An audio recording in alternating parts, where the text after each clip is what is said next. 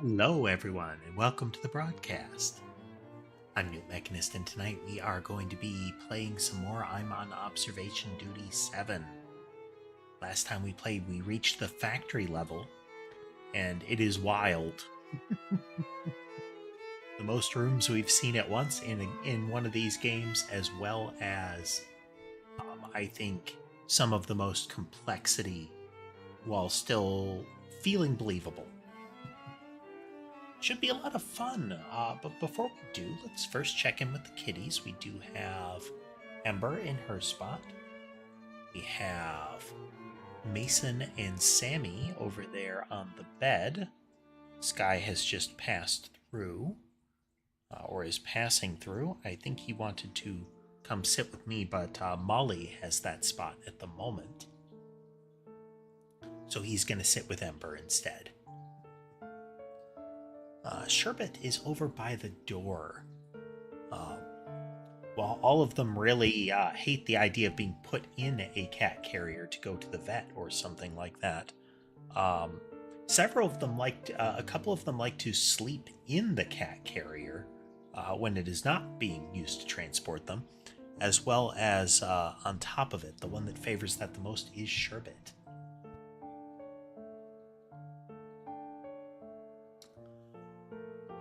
But yeah, observation duty. Let's just pull up the game screen here a moment. Like I said, oh, hey there, Dots. Hey there. We're just doing our opening here. I've given Molly head pets since she came to sit with me.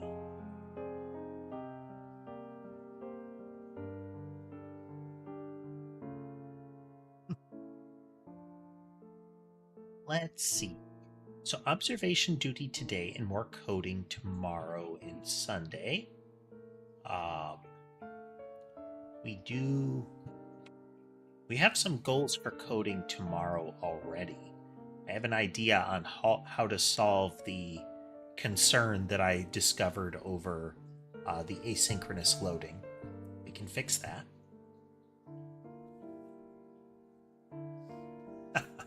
Rottweiler, huh? Well, if one of my fellow streamers, Sky, is to be believed, then clearly you have to worry about it flying around and blowing up the house. Hey there, Laura. Welcome. We are just getting started. Like I was saying, we got to the factory level last time. And the factory level has a great deal of complexity to it. In the game, this observation room has 2 people in it, which is going to add to the confusion. There is no other map where there are just people hanging around. So we'll have to watch their behavior to see if their behavior goes out of the ordinary. We've seen that at least once. Additionally, there's just a lot of moving things in the factory, conveyor belts and the like. So there will be a lot to spot. We've also already encountered one of the intruders that can appear on that map. 2 of them, actually. We encountered Redman and the Flasher. Which we were concerned about a TOS moment for a moment, and then I don't know. It turned out, I think, at least as disturbing.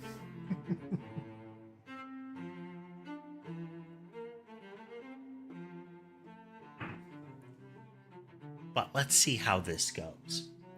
Again, this is an observation duty game. This is one where a lot of it is focus and memorization. But that doesn't mean we can't chat. Doesn't mean we can't talk about stuff. So feel free.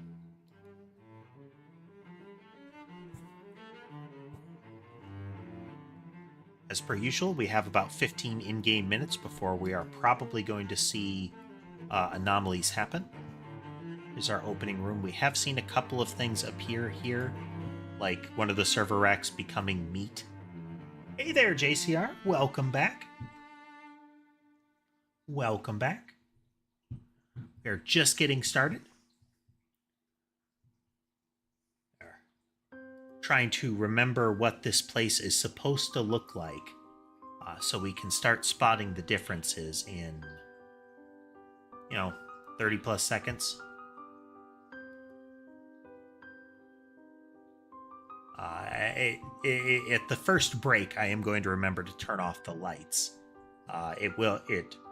It reduces glare on the screen and, atmosphere.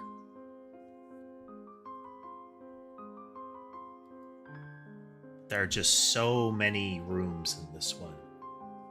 Lots of things to remember.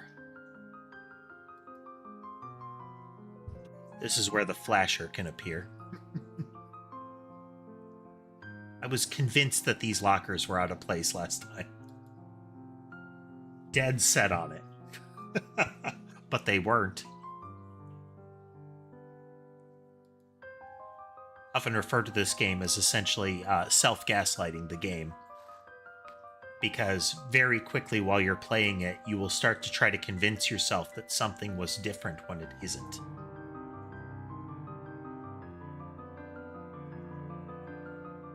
Another difficulty with this location is just there's so much that is odd about it already for this game. The last level, the museum, had some of that going for it already as well, where there were like paintings and statues that were already out of place. They felt wrong looking at them. So when they changed, it wasn't always as apparent because they didn't need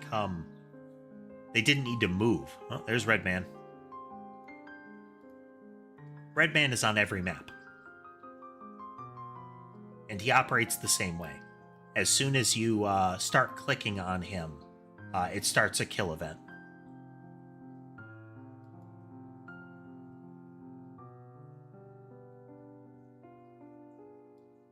Always have that yellow glow. It matches that one.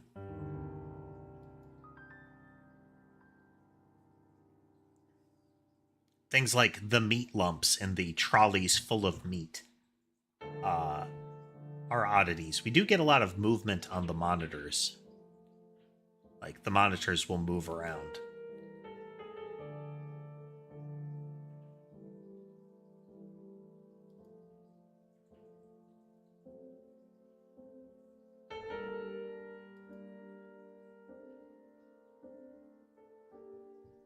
Turn the music down just a little bit. Make sure we can hear the background noise if it becomes relevant. Sometimes there are audio cues.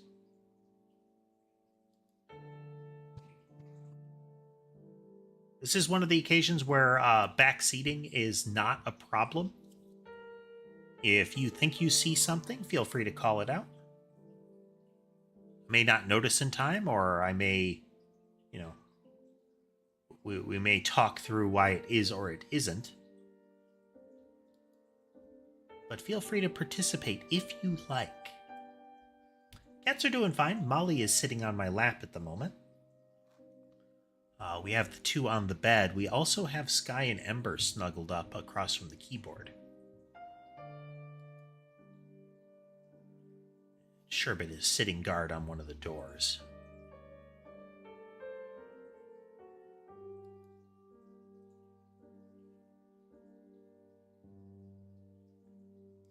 You can see Sky, the gray and white fluffy one, is laying against Ember. She normally doesn't have a problem with that for long. She doesn't tolerate that from any of the others. She has very personal space about the others.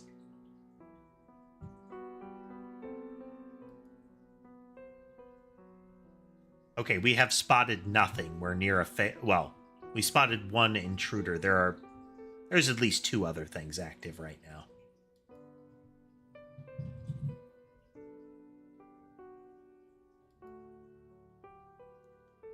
Generally by about 1 o'clock, there are upwards of 3.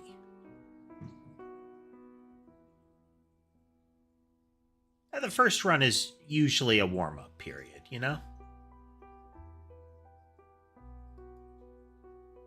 of the fun things about our run so far, we're playing on normal. There's a hard mode.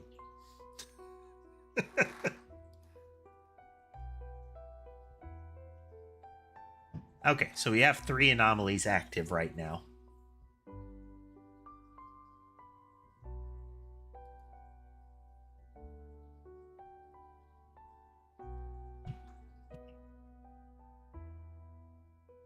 Some of them can be real subtle.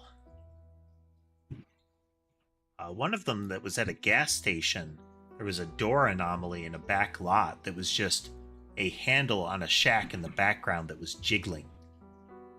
Took us forever to notice that.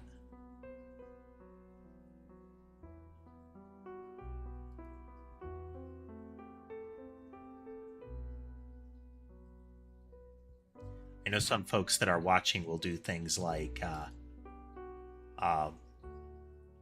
scroll back and look at the different images to see if they spot something different. I've heard some people take screenshots and look on other monitors, so they get a screenshot of each area and compare it to what they've been seeing.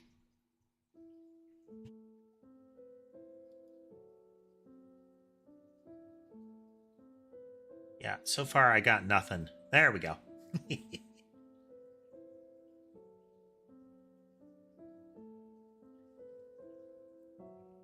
I will wait to get up and turn off the lights until Molly is done sitting with me. Oh, I didn't read the list. There is blood in the floor in a few places. In the hallway, it can come out of one of the manholes, and that's out of the ordinary. I'll show you some of the spots where there is blood on the floor normally. Okay. So these are spots that are very easy to be a problem. This monitor can move, that wheel can move. This conveyor can run backwards. It will actually unpack the cans.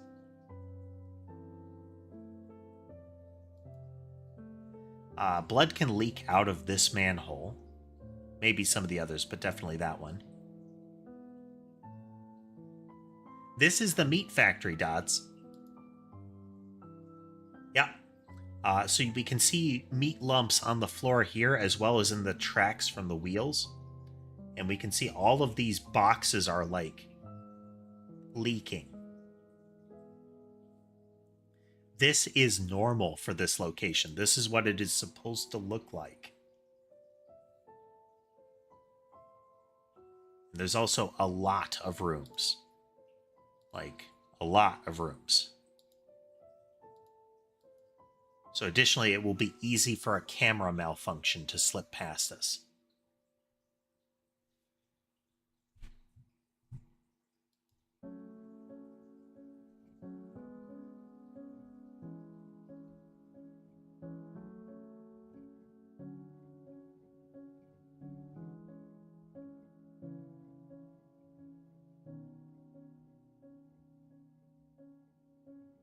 I think there's a particular degree of mental fortitude working in things like meat processing and similar.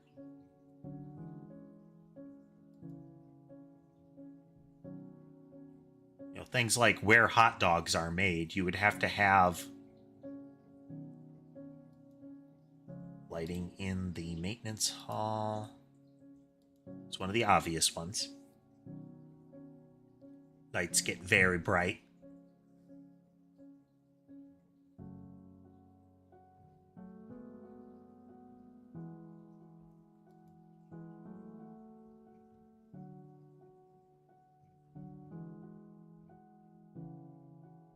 The weird, like, heavily organic nature of what you're dealing with, you know?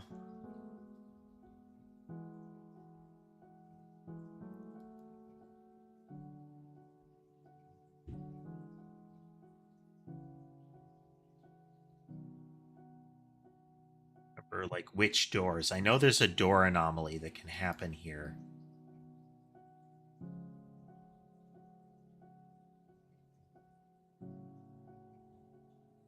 I've heard cattle slaughterhouses can be really troubling for the people that have to work there, both psychologically and health and safety wise.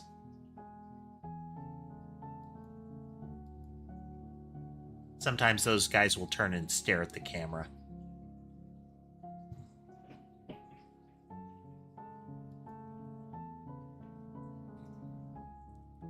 I still think that's one of the best sinister elements in these kind of games, is where there is an indication that whatever is causing the strangeness is aware that you're looking.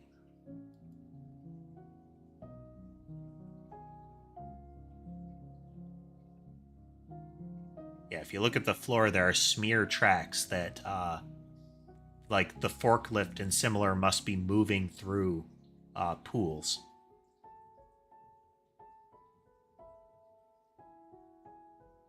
This is like fog in the storeroom. Toxic gas in the storeroom. Just about any time that the report has a special thing at the bottom, like if a new result appears, that's what you're supposed to report. Yeah, it was like a green gas. I wonder if that was a kill condition. There are some anomalies that if you leave them alone too long, they end the game. Usually those are intruders, but there are some environmental ones that can. The spa level has a really cool intruder that starts on the left side of a pool and scuttles into it. If you don't notice him in time, he slowly swims his way across to the right side of the pool. And if you still don't notice him before it's too late, he will leap out. He will climb out and leap at the camera and break it. And that's a game over. So you have to notice him swimming, like hiding under the water.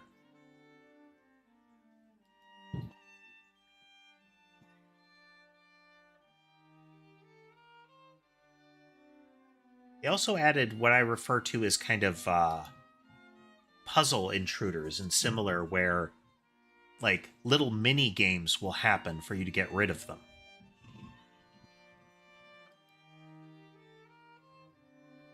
So there was one where you had to answer a CAPTCHA.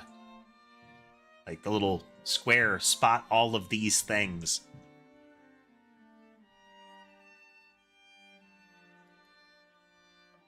There's one in the spa level that makes you answer questions. Like, how many of these things were there kind of questions.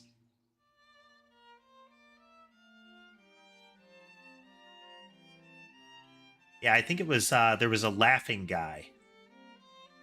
There's got to be at least 2 active JCR.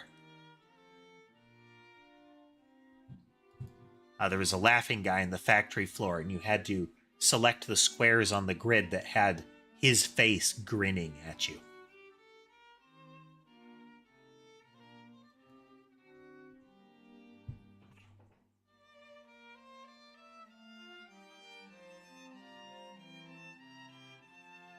Okay, those are the same. That's there. Lump, tracks, monitors. Is that always there? We just hit 3.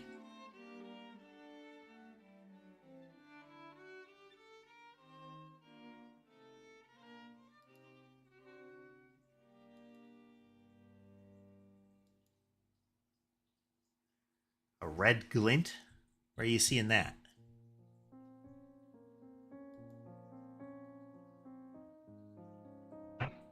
Seems look right. That looks like right. Bottle. These seem okay. One of the conveyor belts. This area?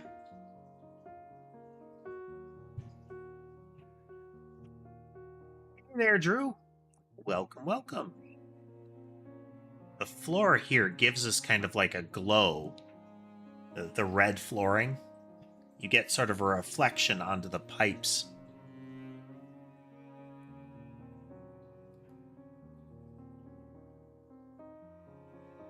Oh.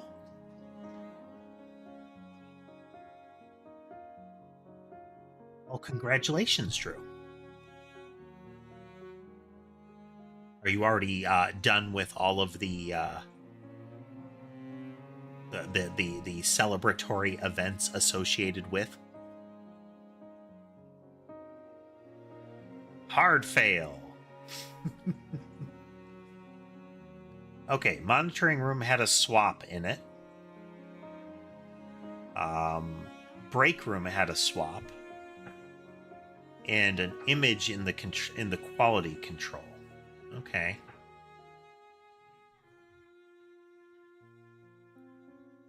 There's one thing I like that they've added recently is that they list the 3 that were active before before the 4th appeared. Nice, Drew. Nice.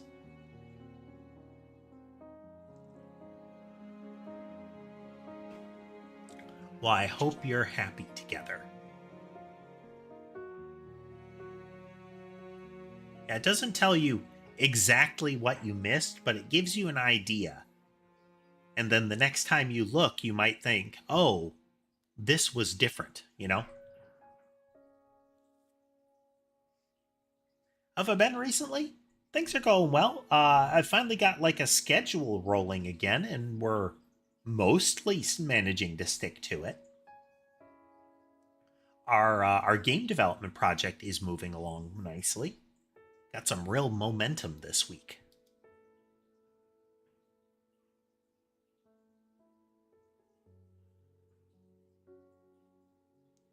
I don't see an obvious change in this room.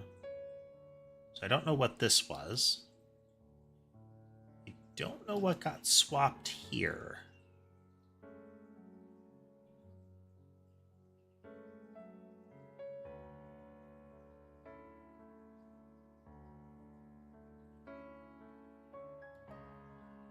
Yeah, I did kind of a shuffle on the Discord to get some of the chat rooms filtered down, since we're not really making use of some of them.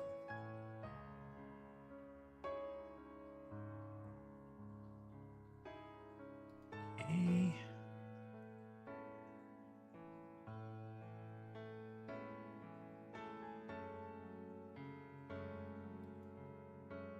Ember got tired of being used as a pillow. She has moved across the desk to the other side.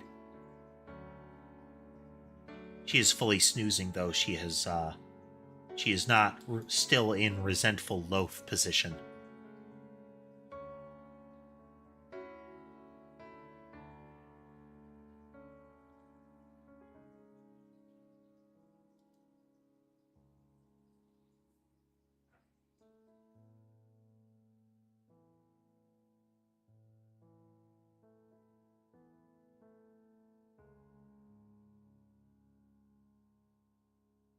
Bit closer attention.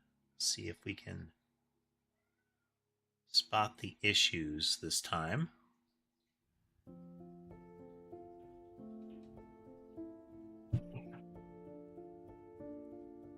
I should be focusing more, but it's fun to chat too.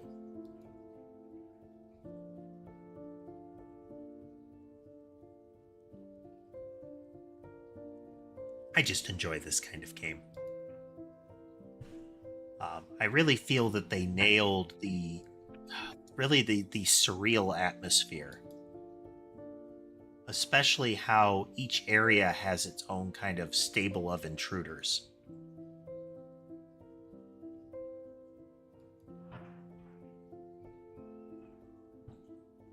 Is it always there?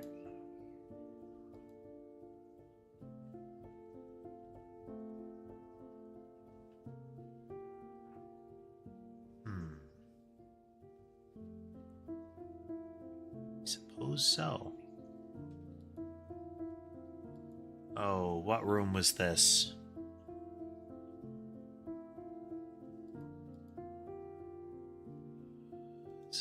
This is a abyss in break room? Could be lights.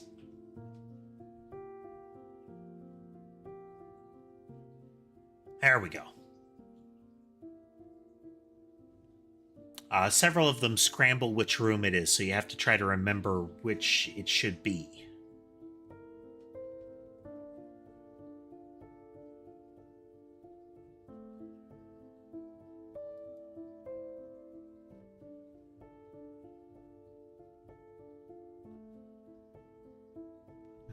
Button bay.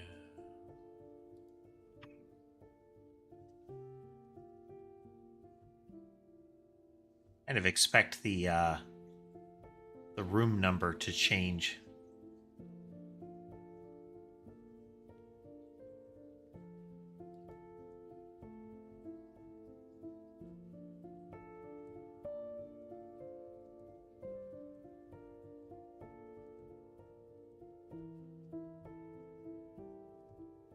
Three of those blue ones, the slanty thing, garbage can.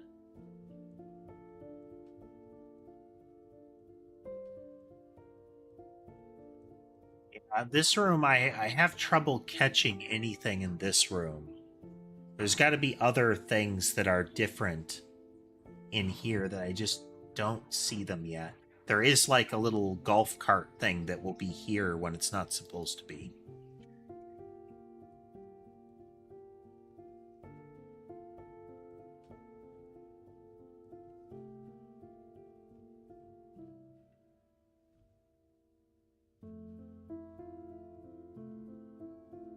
Difficulty has really ramped up with this one.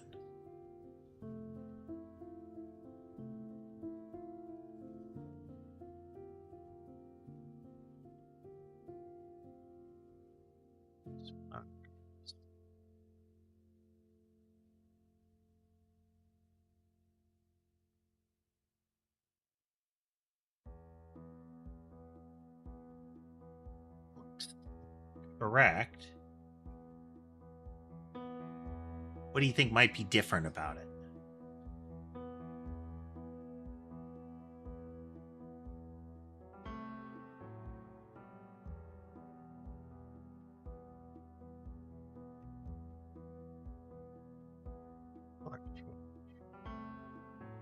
Take a look at that when we loop around.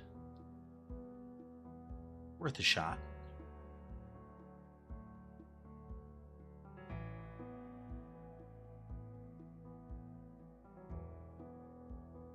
Seems right. That seems right. Stacking that one. Cleaning palette. 2 lumps and tracks. 2 there. Coffee maker and microwave. 2 monitors. 2 posters.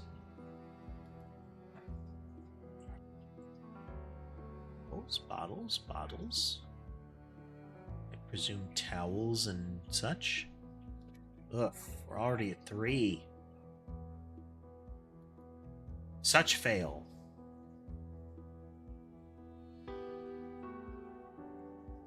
Espresso machine. Tiny stove. Those are correct. I think the color gets distorted by the glare off of the not Coke machine.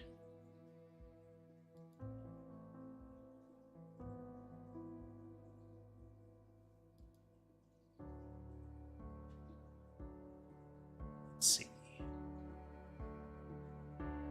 This one is in place. Yeah, it should be the guy drinking the bottle and then the not a Coke machine.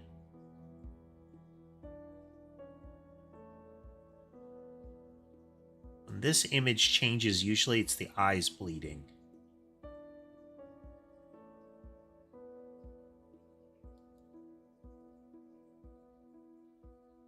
But yeah, that's exactly what we were talking about a little earlier there, JCR, the self-gaslighting feel.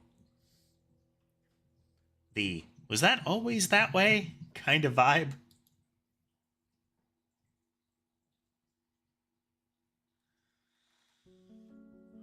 This one's going to take a bit. We had problems with the museum, too. There was a dead body in quality control? Huh. Okay, there was an image swapped in maintenance and a dead body in the storeroom. Huh. Dead body is a specific call out. I have no idea where it would have been. Like, there was one in here. If I had to guess, there was probably like a limb sticking out of the meat or something. Maybe it was rolling by on the conveyor.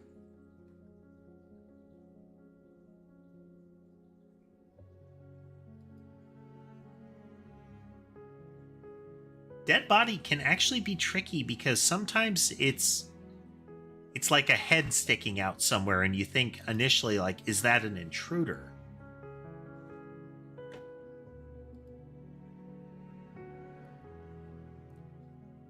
Where would it have been?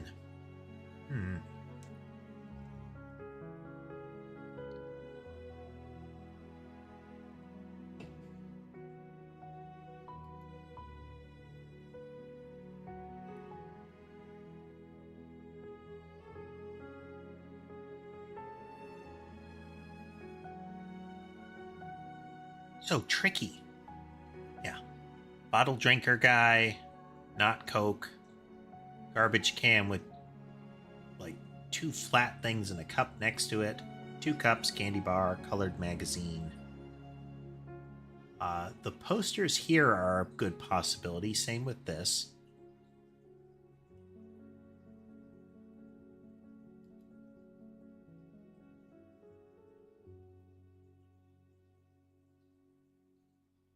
We'll have to be cognizant of like the papers, the buttons, the monitors. We know the servers can change, and we know these guys will turn and face the camera.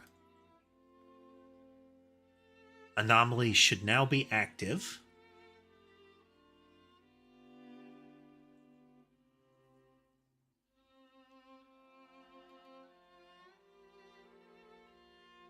This door can open.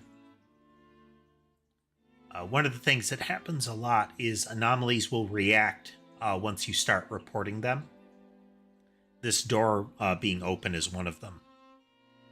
It's like flickering light and movement when you start reporting it.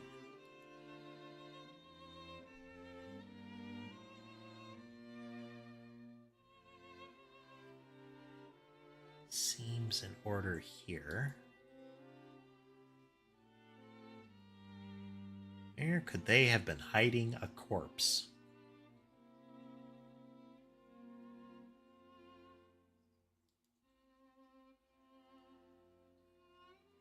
Now, we should already have one. Should be something active.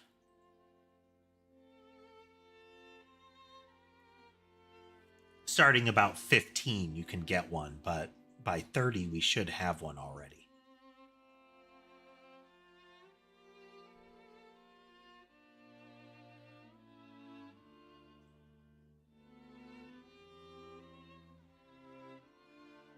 Such a complicated environment.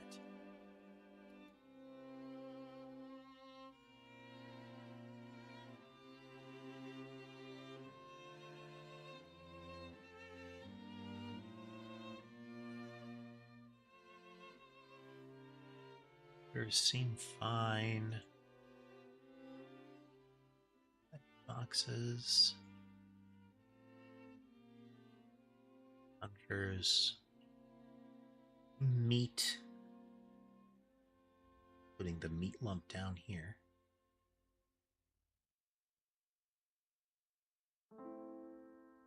It's like a serving plate, like an actual dinner plate. This one?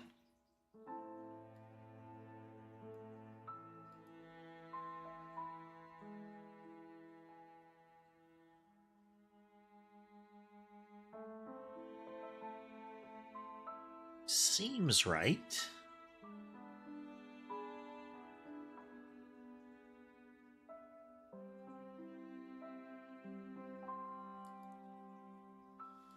Oof.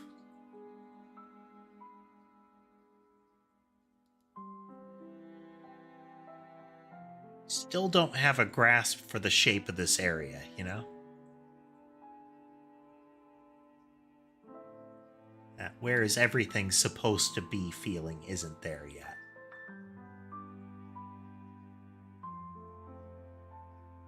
Yeah,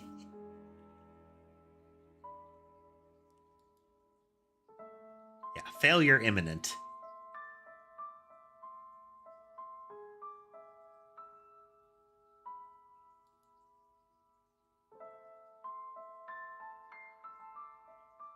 Right.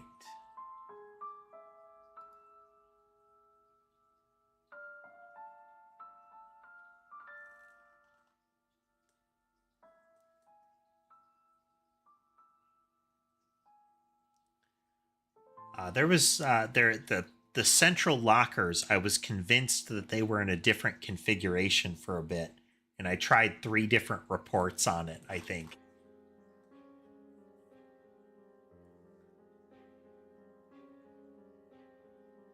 there was an intruder in the monitoring room.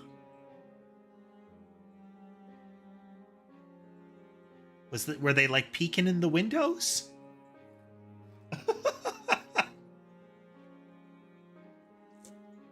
A forbidden snack on the canning line. And probably like a poster in the locker room.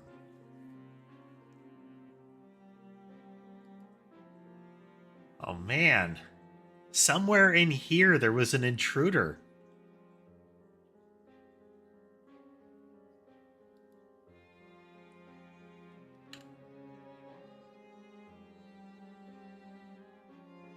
Wow.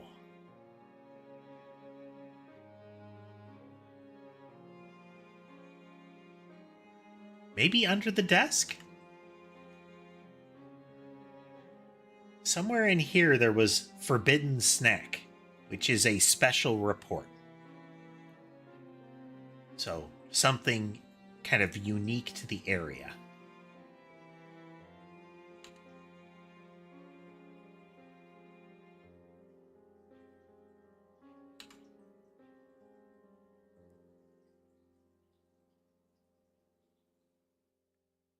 Have to keep an eye. I wonder if there was a missing plate here at one point. If I had to guess, it was one of these posters changed. Maybe that one.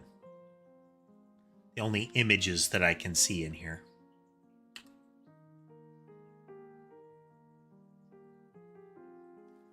We have seen this poster change.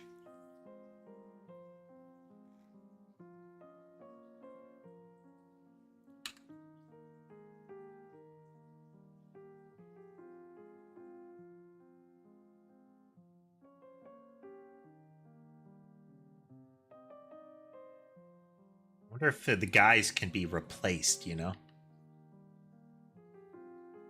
Alright, we should be active now.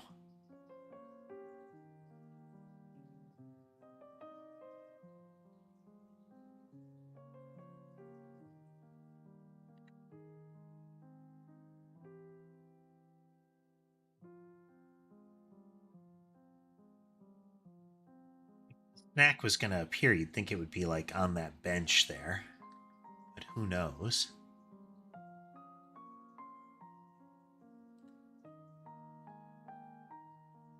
Two things: box, chair, desk, garbage can.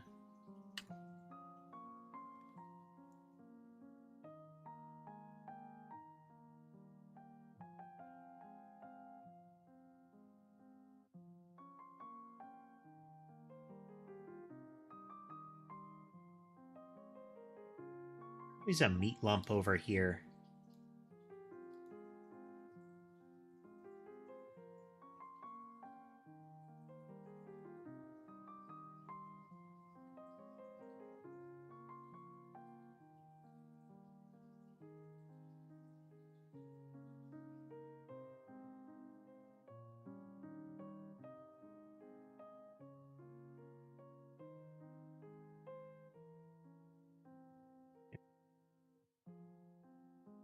Apparently those are as they should be.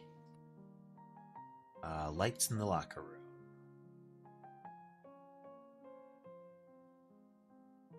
Oh no.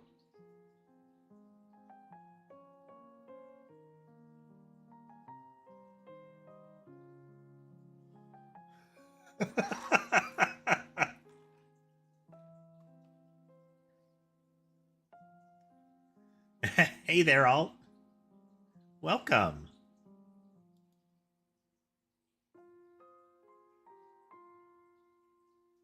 He didn't show up until I started reporting that the lights were wrong.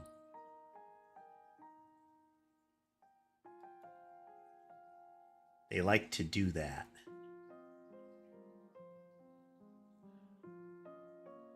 Now I am absolutely confused as to where the intruder would have been in this place.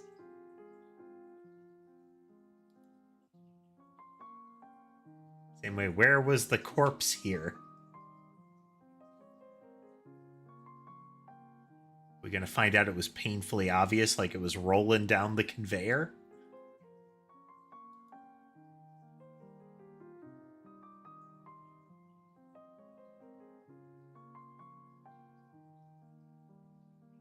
Yeah, I wonder if it's possible that the security guys are, like, body snatched at some point.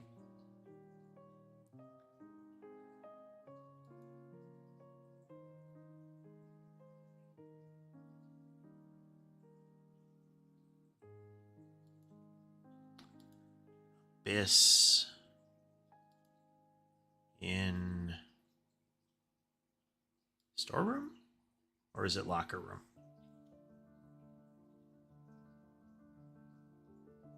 Storeroom.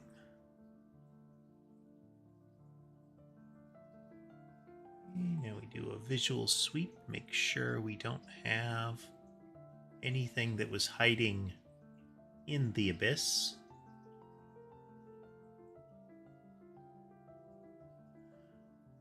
We're off to a better start, but I expect we're probably still behind on that.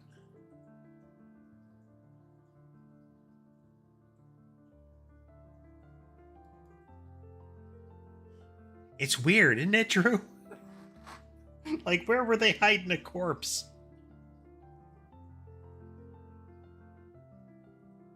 I do expect that there will be something else in the water cooler at some point.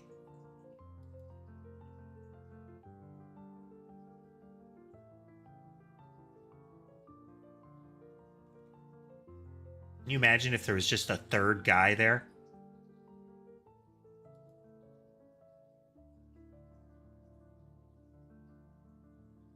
Let's take a look when we sweep back around.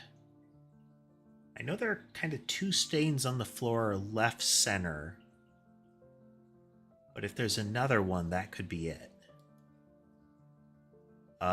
Triangular meat. And bowling balls.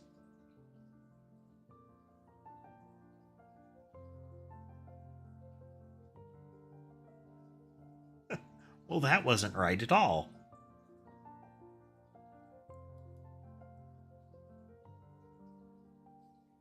There's a corpse in my storeroom. Yeah. That in the cowboy twang of Toy Story would be amusing. Those 3 there, 1 there, 2 there. Box and box. Meat tub. Microwave, 2 plates. Coffee machine, 1 mug. Lump, lump, lump.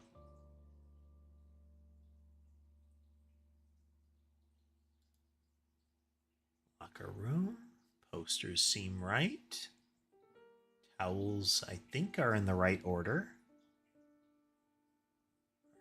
Hard hats, hard hat, 2 there. I think that's right.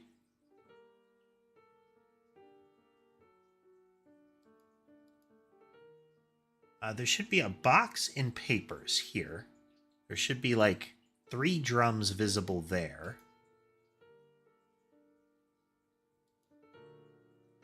We have 3 active anomalies.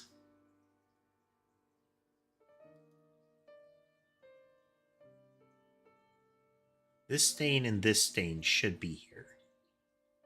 There should be water here and here. Yeah.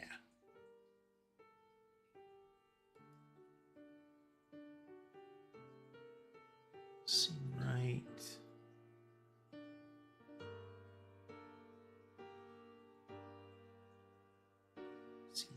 Correct.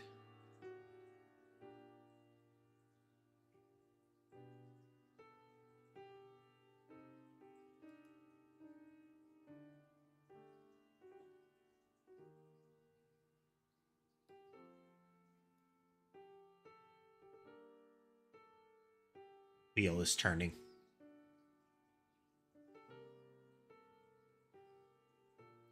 There's a subtle sound when it does that.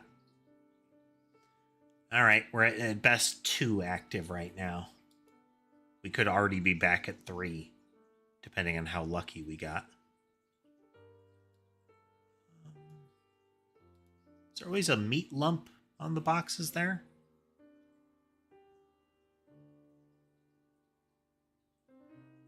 There was not a meat lump there.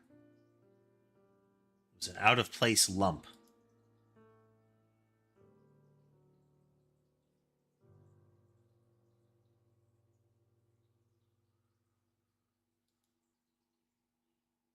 I would turn the lights off in here to make it easier for me to see on the monitor. But Molly is just so comfy. Must not disturb the kitty.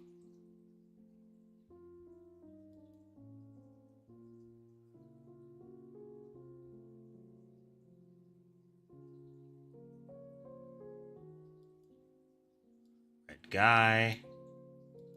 This should have put us back down to 2 again. It said red guy is on every map.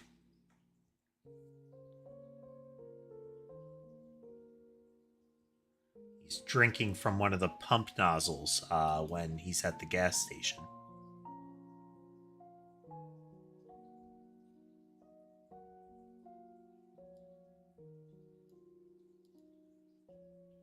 Just stab in the dark.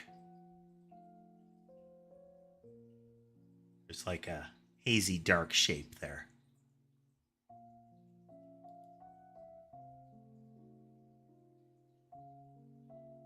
And you can hear him siphoning from it. Like he is putting effort into getting his beverage.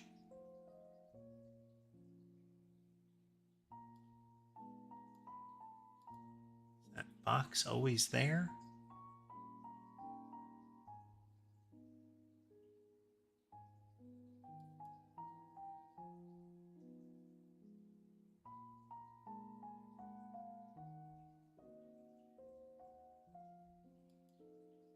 All right. We are probably going to lose shortly.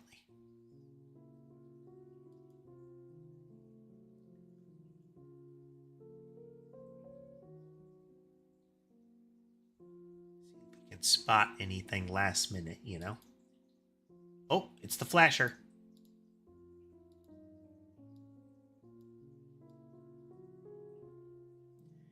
You have to report really slowly to report him. It makes you look at him for a bit.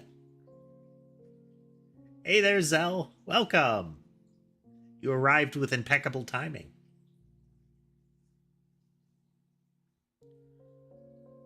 Okay, probably back down to 2 again. That was the one that we were worried that a TOS violation was about to happen.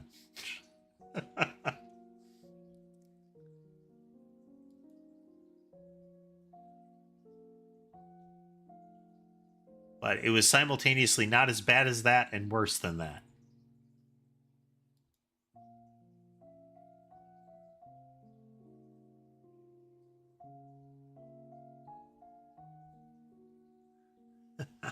Hey there, James. Longest we've gotten, we're getting pretty close. 3 is approaching 3 is actually pretty good. For me on this map, at least.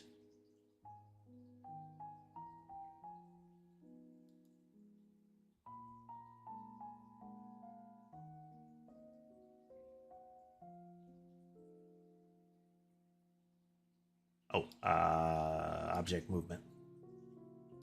These are up vertically swapped. Should be papers and then cans.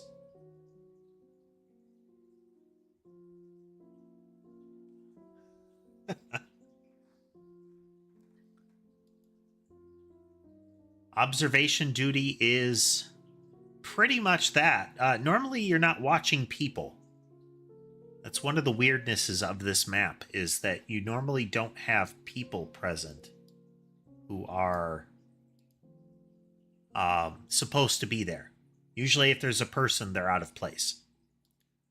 Since you're usually observing when it is like after hours or similar.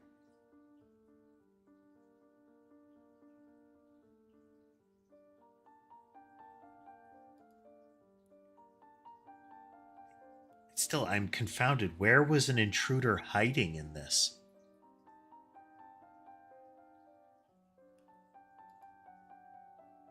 Where did they hide a corpse in this room?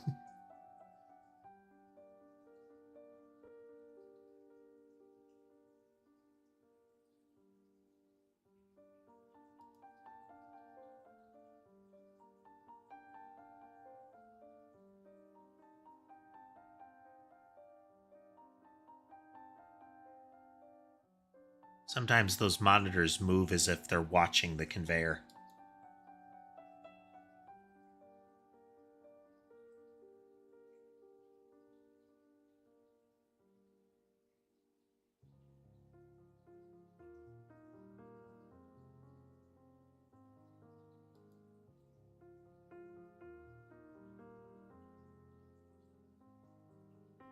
Hey, 3 o'clock. I'll take that.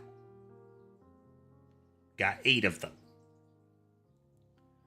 Something was swapped in the monitoring room. There was an image that was off in maintenance. I have to assume the monitor changed. The locker room went missing. So that's going to be a real issue on this one, is camera malfunction. Given that there's so many rooms, it'll be easy to overlook one of them going missing. At least for now. Eventually we'll get a rhythm.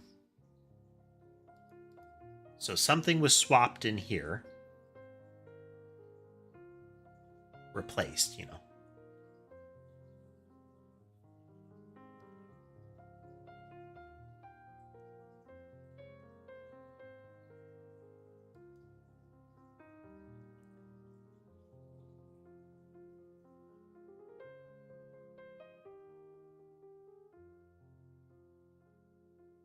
The box, this sign, and the screen are the only things that I think could be an image anomaly in that room.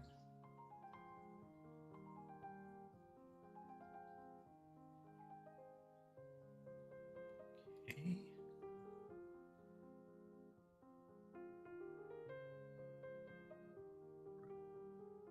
Break room.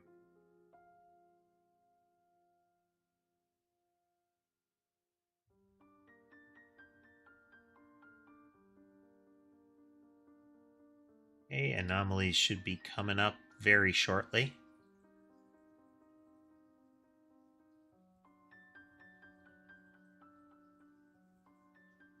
Kind of a fixed POV prop hunt that would be interesting there, James. Where instead of stalking around trying to find them, you have camera operators.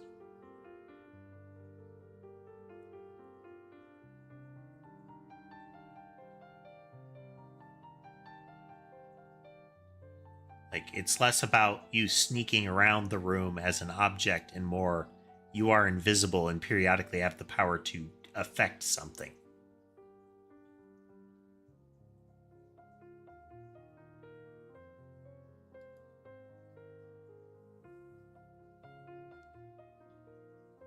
Alright. There's got to be at least one by now.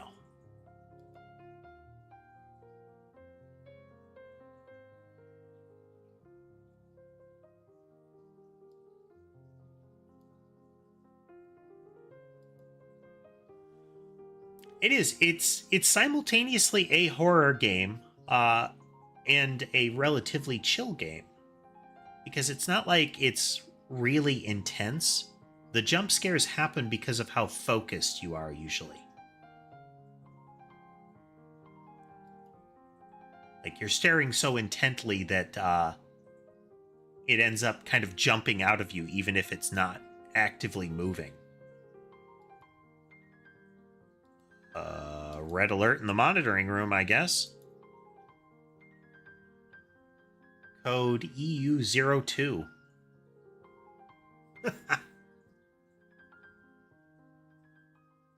Okay, that's a unique event.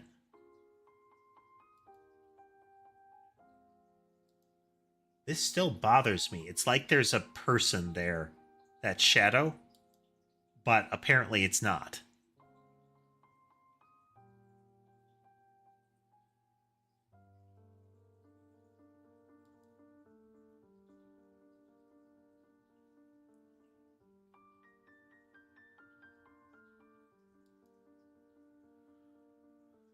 Okay.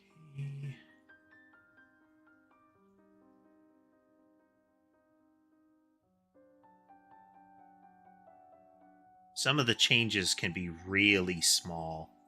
We've seen faces appear on distant monitors. We have seen there was like a dog food bag with a pug on the front. A pile of those dog food bags in a store, and one of the bags had the pug swapped for a guy. The face of the guy had the same general color palette, or the pug had like a very flesh tone and brown hair color palette. So unless you noticed that it was now a face, it was not like leap out at you obvious that there was a person's face.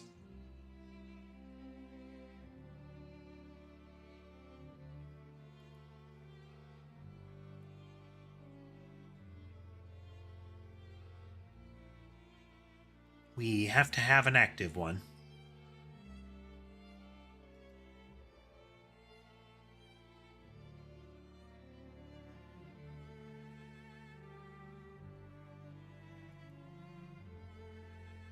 I have to assume at some point we're going to get an anomaly where it's not meat lumps rolling into the machine.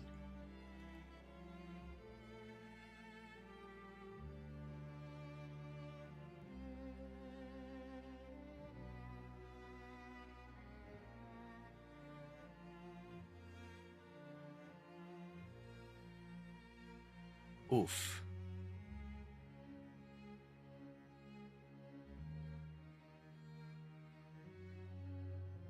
Big oof.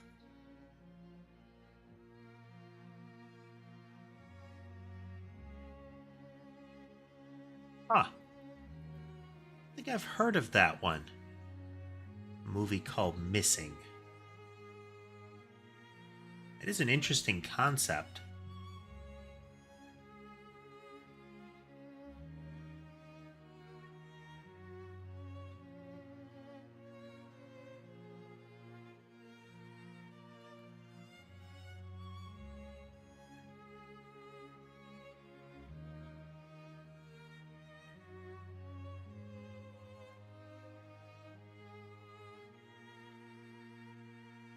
For maintenance, there should be a chair here and a chair here.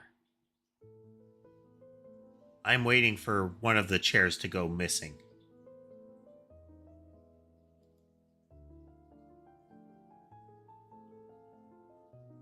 No worries. I know a lot of people are typing on like a phone or something, so I've come to expect typos on the regular.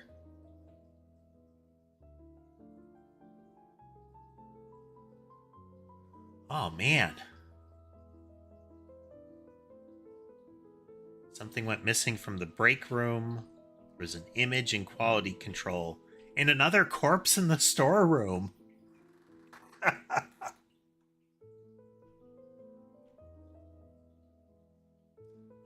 Okay, just a moment. Just a moment. I will be right back.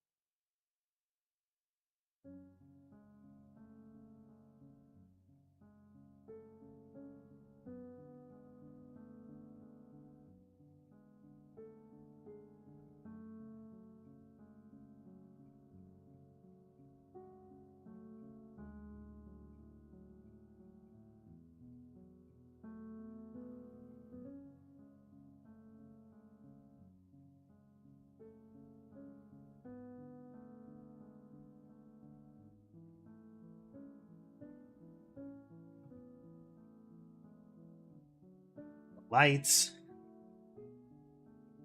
moved around a little bit. Had to dislodge Molly. She was not thrilled. She's still dozy. We'll see if she falls back asleep here. Really wish there was a better way to manage Twitch ads, but you know, here we are.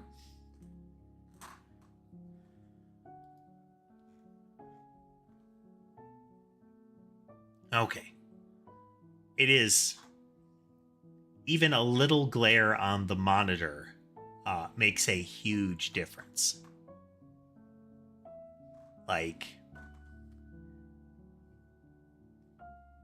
let's say darken the room by about 25% as far as what it looks like on the stream versus what I was seeing on my monitor.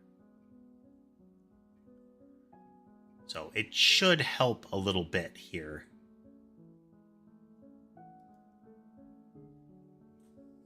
Though you will definitely notice the cat cameras can get very dark this way.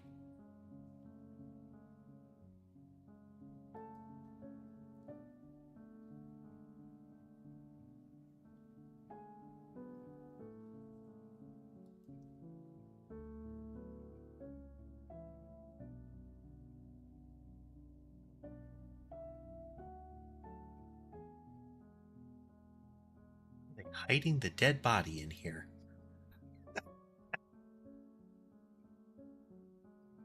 It's confounding is what it is.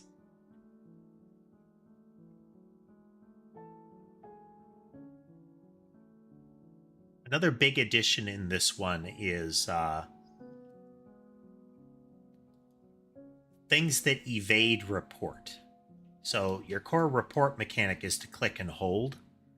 There are anomalies that either dodge that you can't do that to, or in the case of a huge man makes a return in this game, and if you try to click him, he'll punch the camera.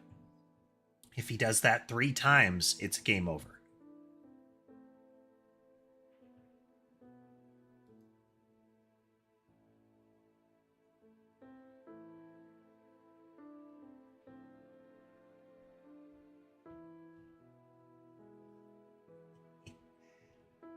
Hey there, Barrakeet. Welcome on the Twitch side.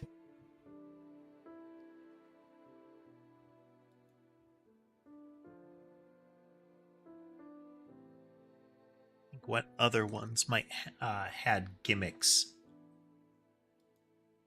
Oh, toxic gas in the storeroom. We are probably hovering at around 2 anomalies right now.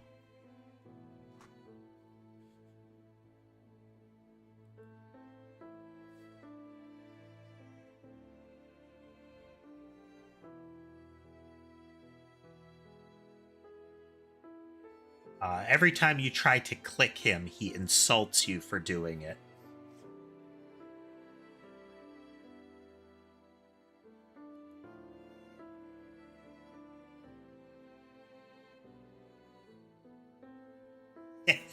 Oh, that's right, Parakeet. You've got you set up that program to open all the stream chats, didn't you?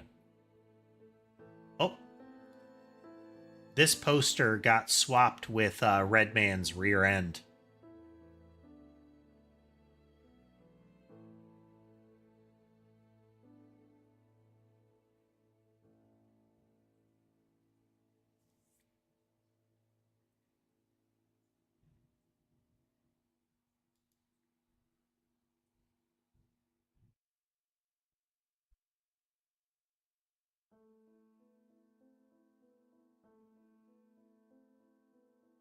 We know this is an object swap that can happen.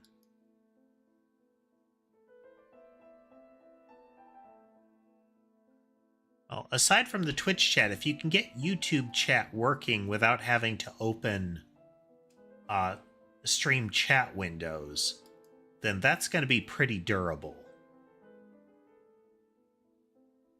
Oh, this is backwards. This is unpacking the cans.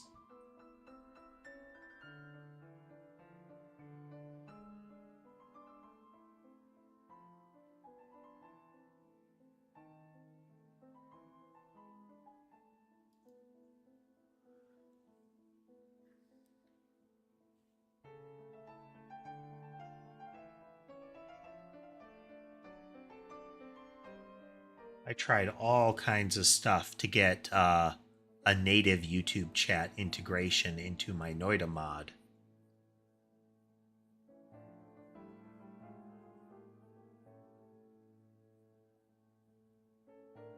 That was a hassle.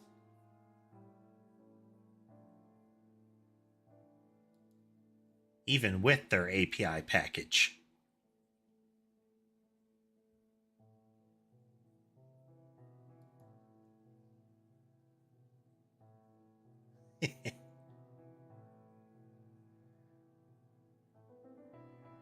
Coding, like a lot of skills, is a matter of exposure and practice.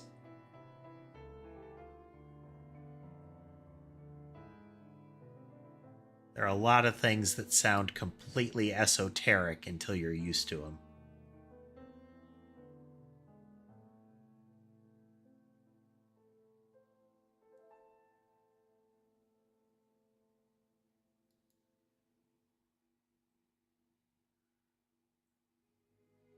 Just, how do they keep hiding bodies from us?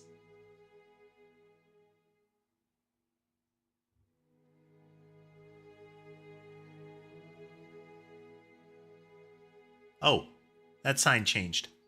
Okay, so that sign went from an exit to the right. It is a person fleeing a quadruped thing. In the apartment maintenance tunnel, there is an intruder called the Horseman. It is a raw-skinned quadruped thing that walks on the ceiling and licks the camera. I presume that's what the guy was fleeing, though in theory it could have also been one of the poolside creatures. Now it has me wondering if a similar creature can appear on this map.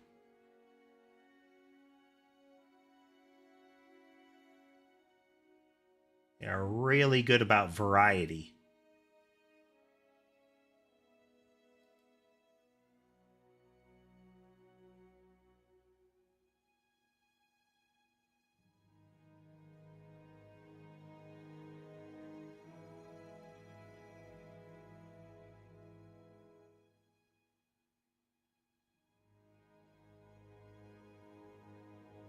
Okay.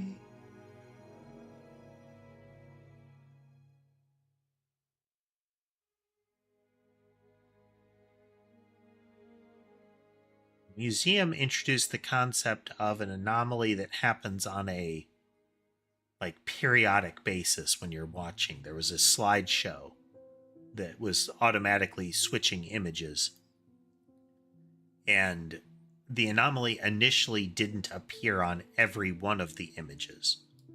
But apparently the longer you take finding it, the more of the images it appears on. Dodds, it has a real SCP vibe to it. So there will be reports of strange behavior happening. Usually the people that own the place are either concerned or negligent, and your team gets sent in to watch for them, and then does something. Yeah, there's puddle of blood here, here, and here. Those are supposed to be there. There are bloody meat lumps that are just left out in this canning factory. You can even see the smears on the floor where they've driven through it.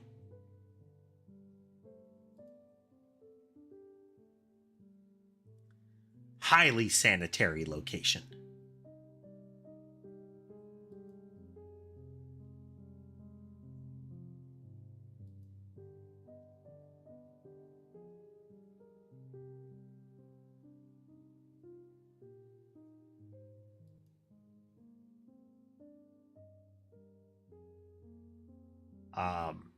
If you watch when the anomaly is reported, you can see the logo of the organization that you work for. The lore in this game is largely passive. We see it in imagery and we see it on the level select screen.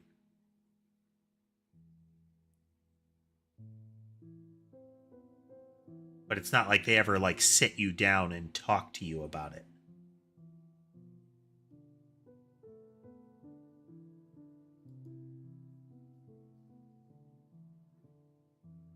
We're probably approaching a 3 soon. Speak of the devil.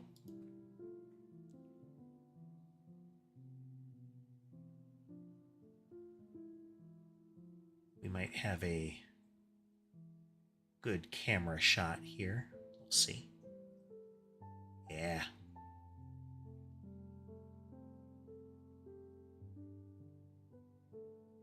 Even if we fail, we've got a good shot of Ember there.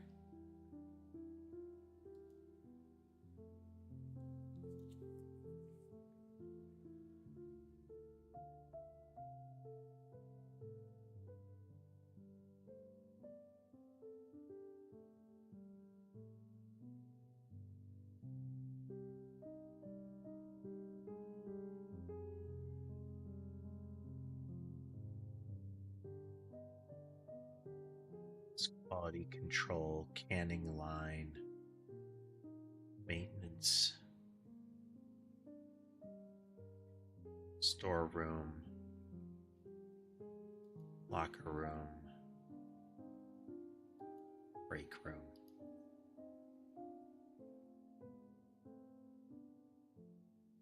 Some sort of bug or spider there.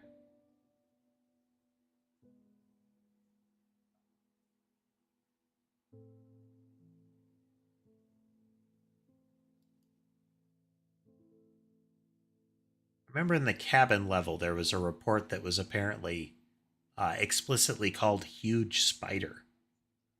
And we somehow overlooked that.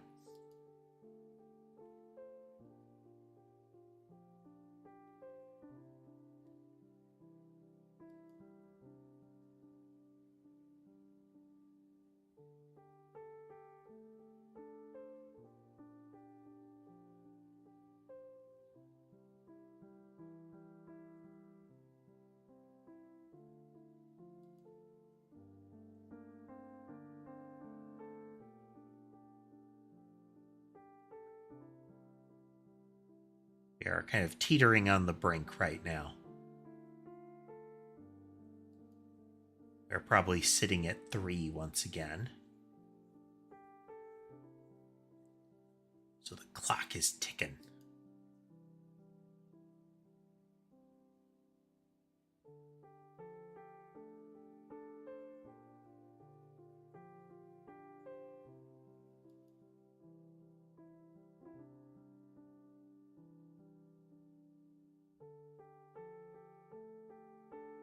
Oh. All right, let's see what we missed.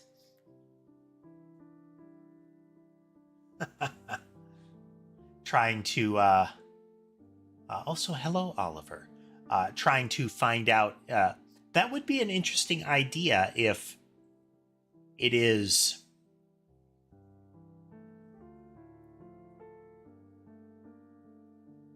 if it's kind of the reverse, you know, where it is our presence that is causing it, but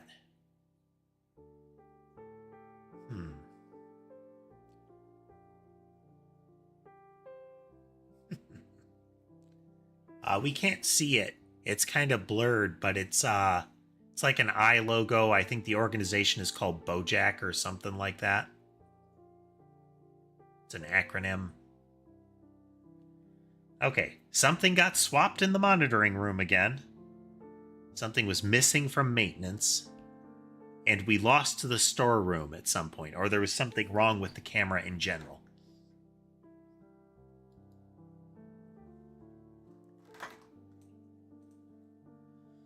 Oh, what got replaced? Quick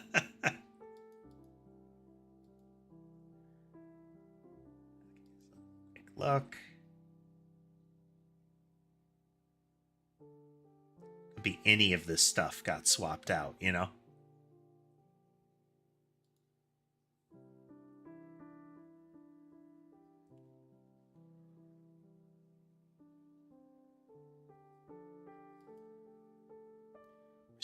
We're still getting used to the layout here. But if you watch when it's anomaly detected, the screen where you got a guess right, you should see more of the logo. They have made it less obvious. I wonder if there was like an issue with the exact image they were using.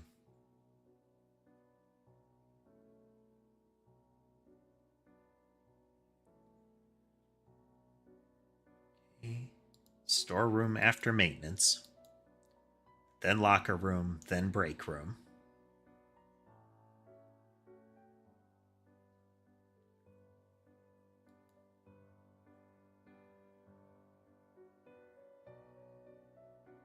We'll say the camera, the cat cams do have decent low light mode. It's not perfect, but it's decent. Wonder if that little cup can go missing.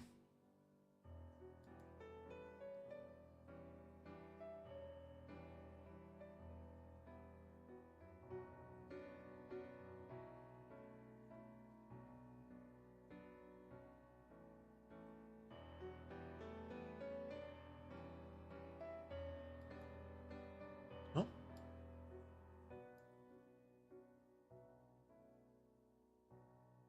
The screen's watching the meats. Yeah, Bodak. Can't remember. I don't recall if they ever tell us what it stands for, but BOADAC.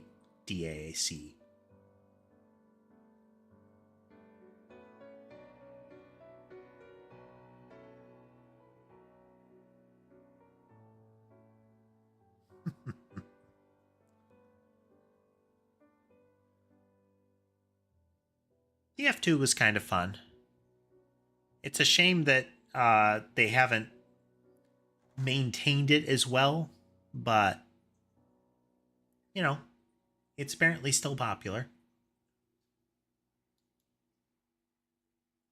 I really enjoyed when they had like backstory for the Pyro character, and canonically, he sees everything as like fun and rainbows. Uh, whereas in reality, you know, he's got a flamethrower, not a bubble blower.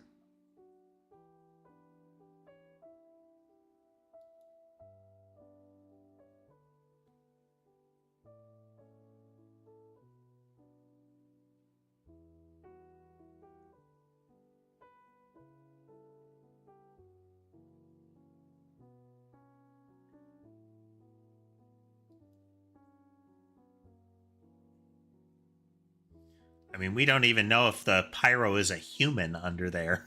Is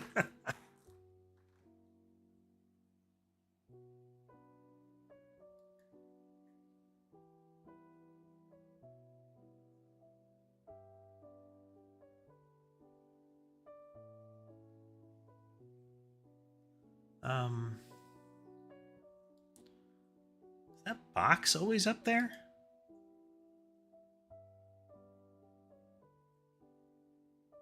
It would appear so. Okay, well, we know there's a box up there now.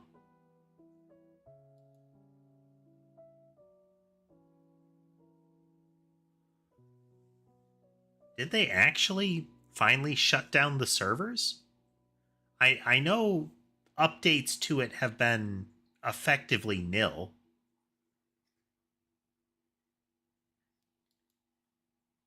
It's a source of great contention for the community that they haven't been doing content updates, let alone doing updates to prevent things like bots swarming servers.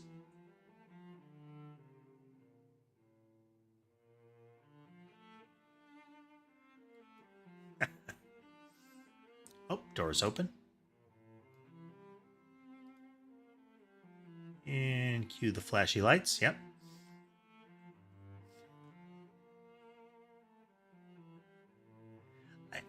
When you think about it, Oliver, it's relatively surprising that they never even added the idea of having like alternate gender characters in Team Fortress, given that all of the base characters are male.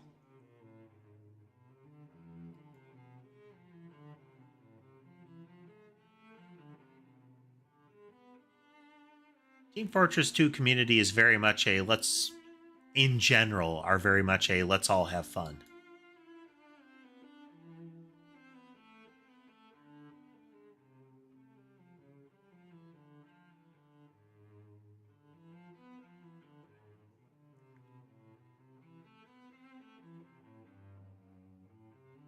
Some of the visual vibe of Team Fortress, I believe, is meant to invoke an older period. I don't know precisely when.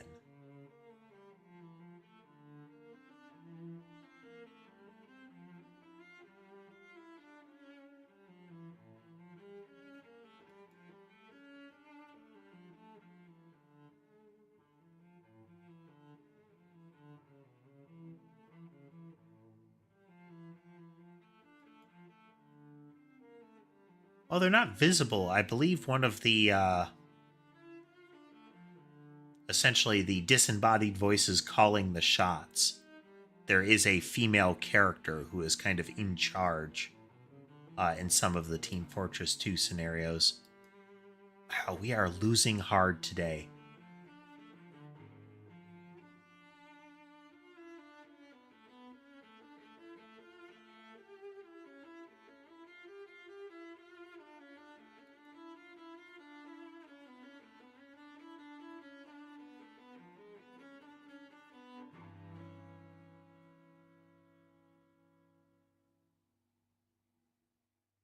I'm...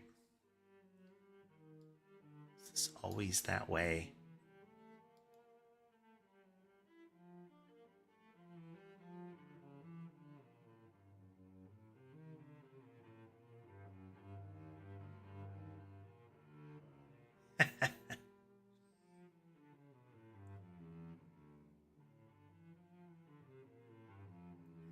Well, glad you'd like to stay there, Oliver.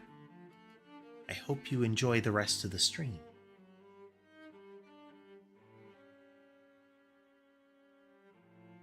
I hope we managed to make some... Oh, meat. Ah. The extra meat lump was present. We only got 2. Okay, that meat lump on the back is the forbidden snack. Is a pile of raw meat in the back of the canning line. They just give it a special name. One of the doors was wrong in the locker room, and the lighting was weird in maintenance. I don't know how we missed the lighting. That one's usually real obvious.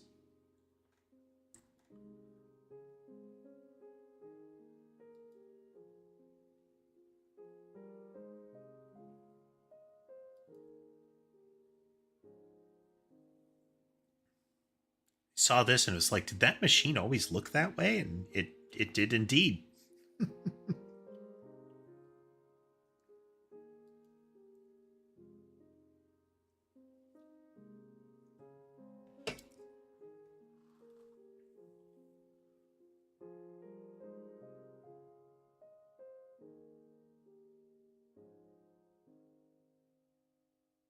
It will probably be this coming week, but I do plan to have, well, it'll be whenever it drops.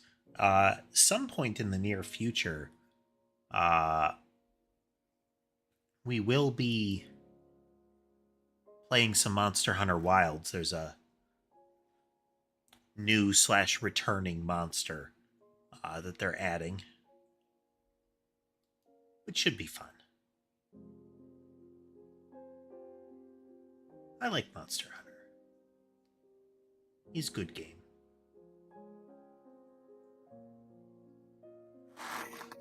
Okay, fire extinguisher. So there was something wrong with the locker doors at one point.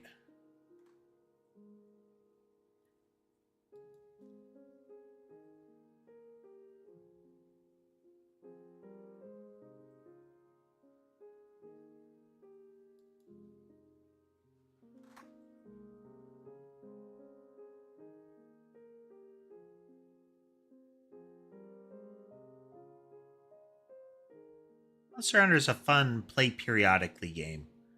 If you're really into it, it's also one that has a very kind of tight gameplay loop. The kind that you can just spend time playing, you know?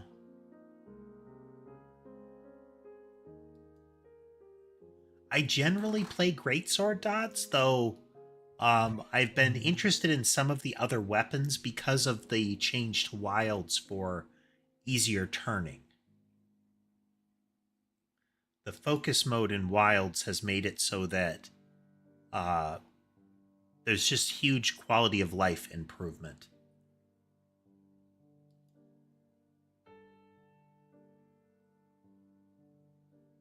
So, like, I actually enjoyed playing Lance a bit too. Greatsword is still my favorite. It's not that I'm really good at playing it, I just enjoy playing it.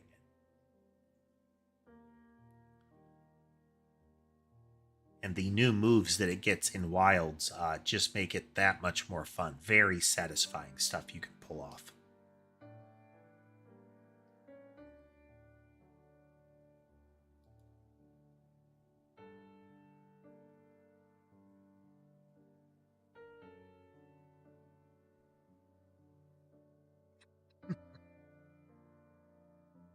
I mean, generally, there's a lot of soap that is effectively toxic.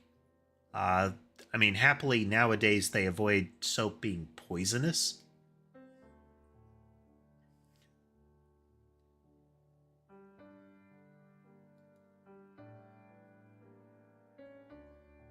I mean, which is a good thing, though it does depend on the kind of soap. The more kind of cleaning solution that it is for, the more likely it is to be like poisonous level toxic. And that's why it is generally contraindicated that you consume it.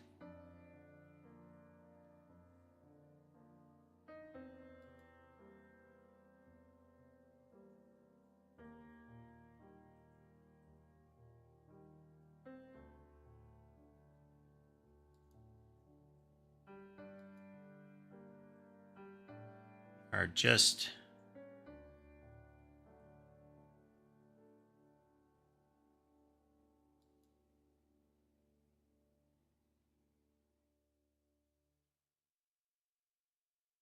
sounds like it's the reverse of the cilantro thing. You know how for some people cilantro tastes like soap?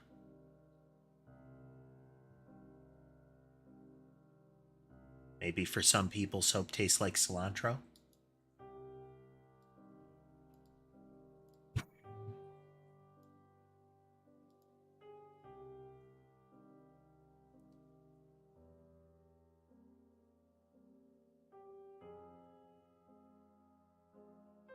It's like how for some people they say that a majority of meat tastes like chicken.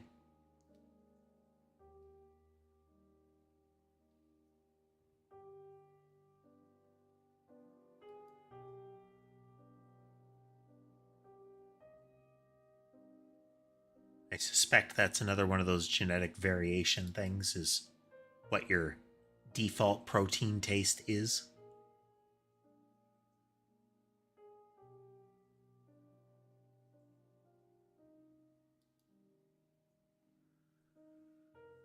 Oh, here we go. There's a face peeking on the off the side of that monitor.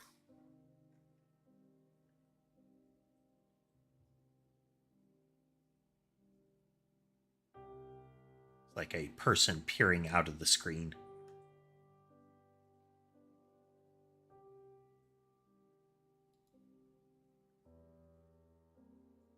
That could have been an image anomaly that we encountered before. I don't know if it was precisely that one, but I believe we had an image anomaly in the storeroom at one point.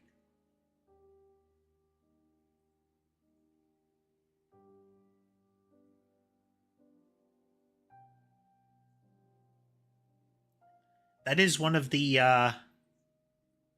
that is one of those truisms or sayings or whatever, Dodds, where people will say everything tastes like chicken when it comes to, meats and whatnot. If it's not a an otherwise named meat, if it's a uncommon meat, it tastes like chicken. So things like, snake.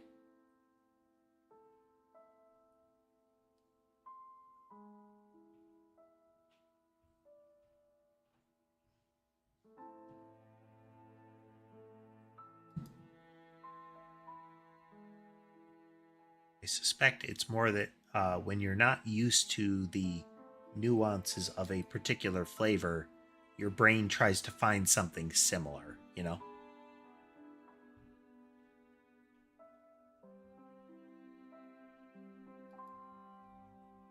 Toxic gas in the storeroom.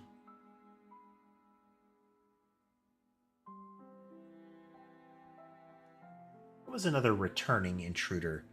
The Red Prince made a return, or I think they're the Red Prince. It might have been like Skinny or something. It was a something Prince, and when it first appears, there is a warning that says it's in this particular room.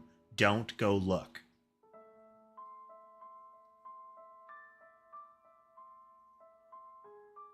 I have heard of that one. I think it's like Chicken of the Woods or something like that, Dodds. A type of mushroom that supposedly is a great deal like chicken, both in texture and flavor.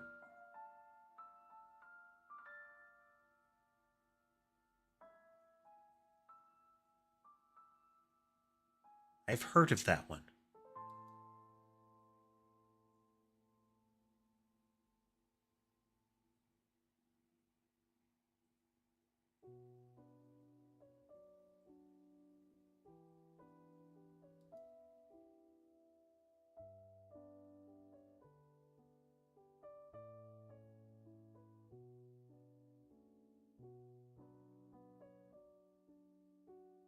My general concern with consuming mushrooms is quality control. There is a lot of social media knowledge that's out there that is concerning or wrong. And there are particular types of mushroom that you definitely don't want to be concerned or wrong about. Or I'm sorry, have cause for concern about. Something replaced in the monitoring room again. Something was moving on the canning line. I mean, stuff moves on the canning line, but something that shouldn't have been moving was moving on the canning line. And there was an image issue in the break room. We'll learn them eventually.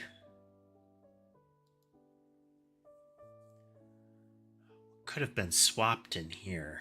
Maybe one of the keypads? I keep expecting these button pads. Yeah, we're already seeing real problems with AI-generated content. And despite the assertions of people that it's only going to get, better as far as its capabilities, we're actually seeing a lot of it getting worse. Because a lot of it is being driven by people not wanting to spend time or resources making something better. So their goal is to make something cheap and fast. And so they get something that is still cheap and fast. YouTube is flooded with advertisements of persons staring at camera and speaking, but you can tell that their voice and their movements don't really match up. Sometimes very easily tell. especially when the exact same voice is used with different people.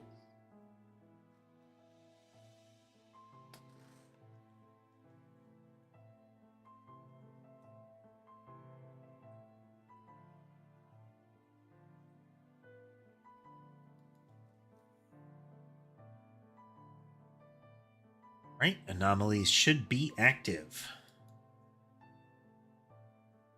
Which image was swapped? Plenty of them it could have been.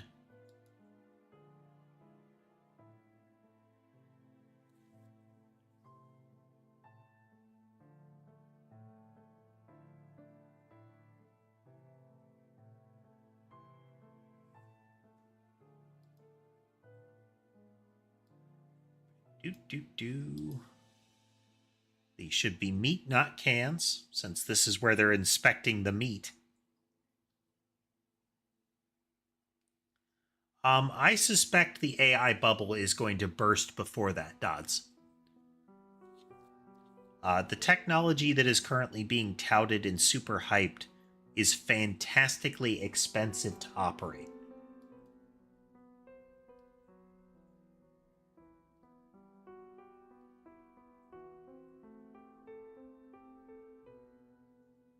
Like real estate, energy consumption, hardware.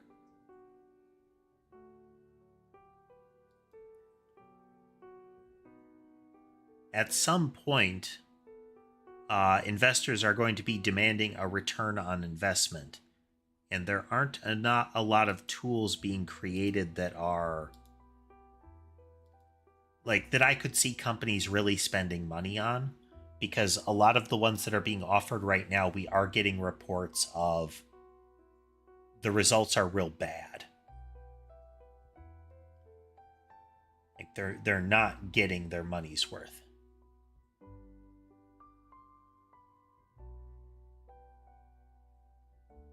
Now, does that mean they're not adopting it?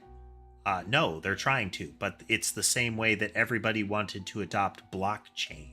Everybody wanted to have a metaverse solution. I've spoke with somebody. It's like, come back in a few years and we'll talk about how much progress they've made.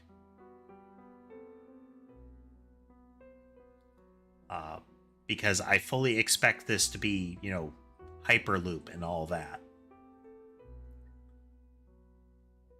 Now, they might come out of it where we get refined, good uses of it, but, people saying like, oh, movies are going to be made by AI, and then they show you some AI movie footage and it's garbage.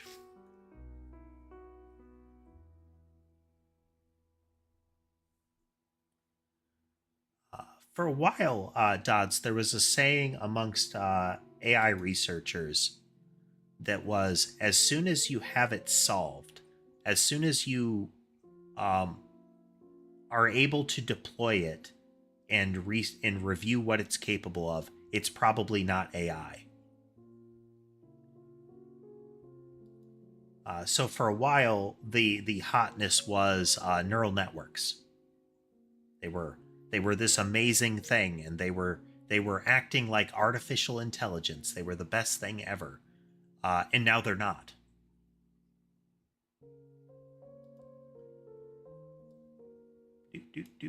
Blood.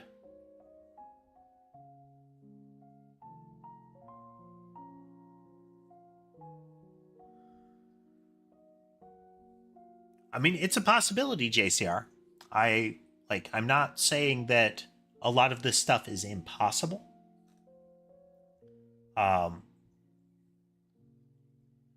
But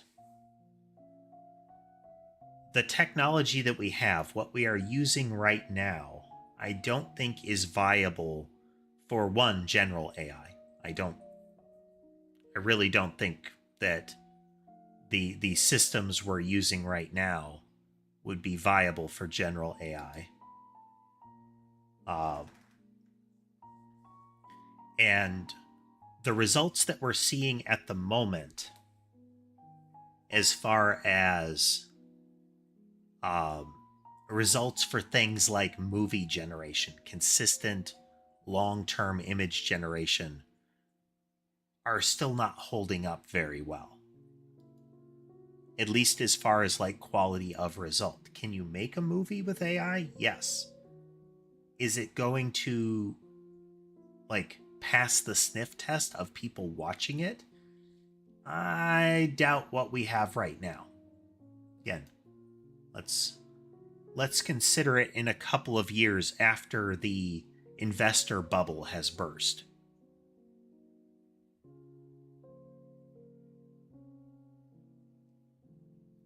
Now, that said, there are some things that AI is pretty good at.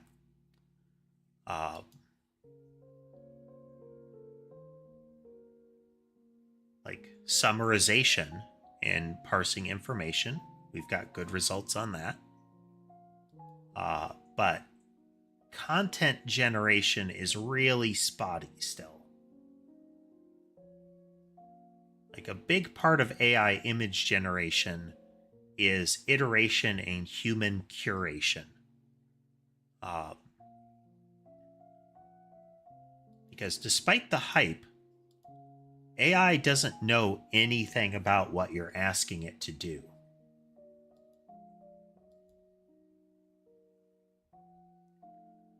Like, when you tell it to write a story, it doesn't know a bit about it.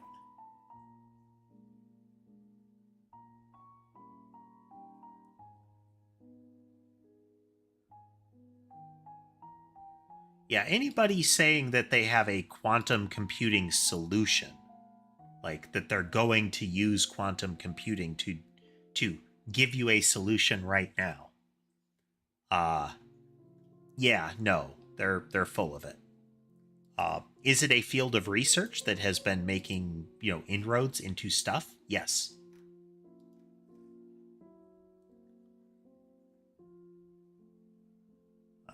Yeah, AI isn't aware. AI isn't sapient. AI doesn't know things.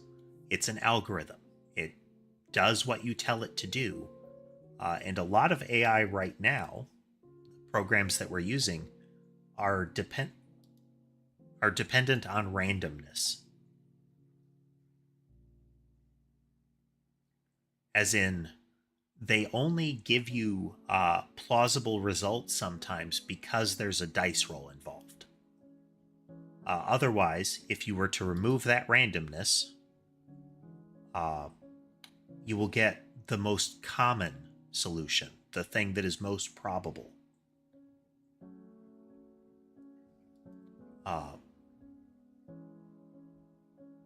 And while that may give you the right result, if we keep going down the road that we're going down, the most probable result is whatever prior AIs have generated.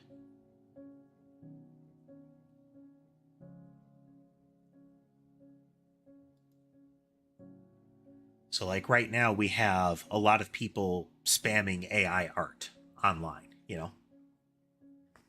And it's not going to be long before a good portion of the data set that people use to train AI is other AI art. So every little flaw and nuance, like strangeness in AI art, is going to be reinforced and reinforced. It's kind of the local maximum problem.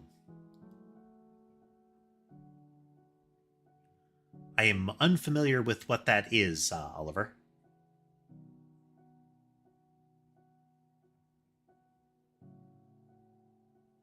Yeah, it's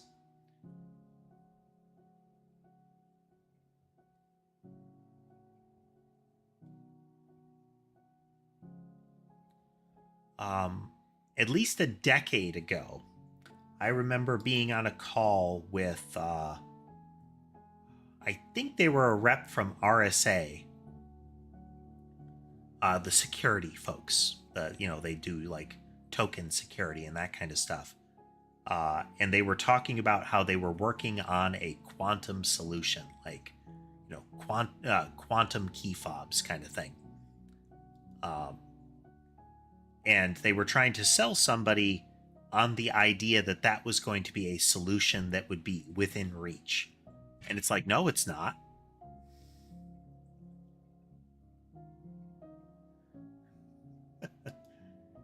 Do I think you'll never have that? No. I mean, quantum entanglement has been done.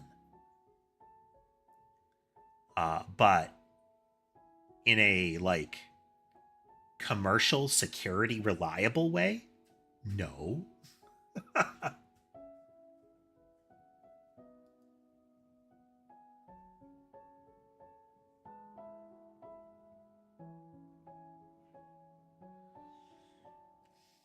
I mean, yeah, it's blockchains, NFTs.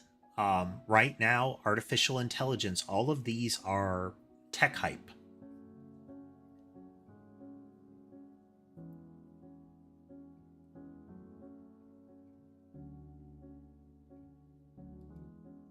There was a period of time, and to some extent, there's still people in Congress talking about, well, could you use blockchain for this? Like, you could, but why would you?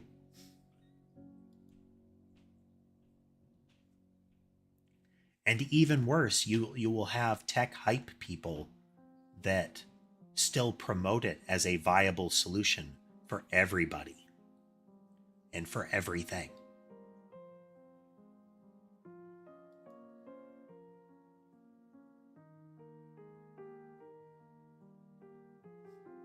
I get a feeling that this is super casual observation duty day.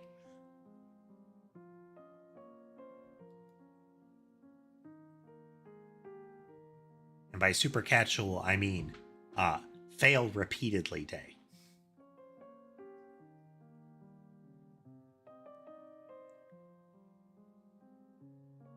Oh, definitely, Dods. The current state of generative AI is a bit of a blight on creative communities online.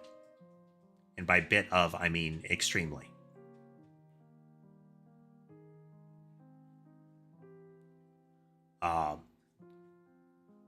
A lot of search engines have already, even before the AI boom, had already been a problem for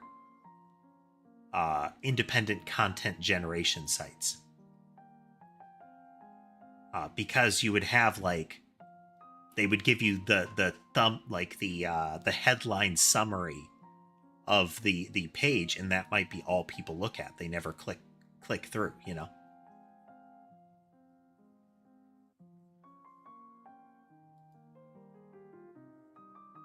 Okay, we've got one. We're likely already still at one.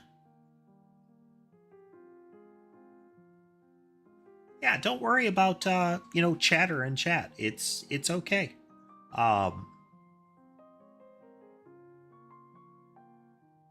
Like, the only, I think the only real rule, I specify some other things, but the only real rule of chat is don't be rude.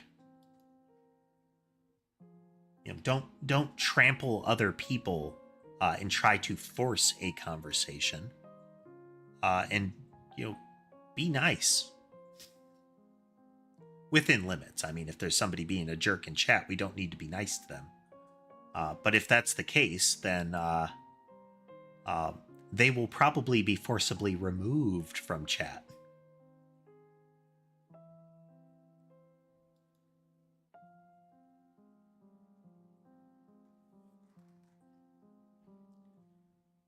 But things like, if nobody is biting on your conversational invitations, let it go.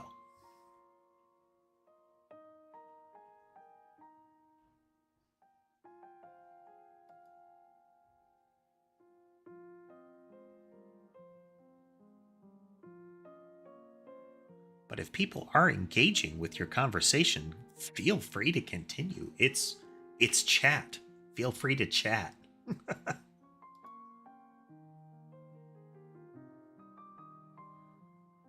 Okay, it's going backwards again.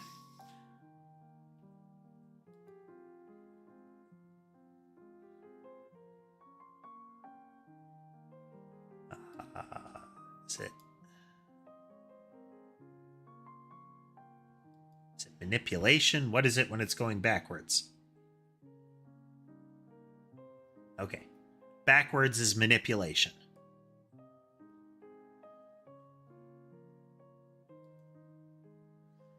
It was no longer canning the meat, it was extruding the meat from the cans.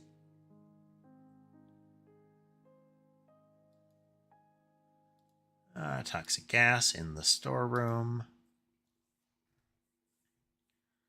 We should have locker and break room next.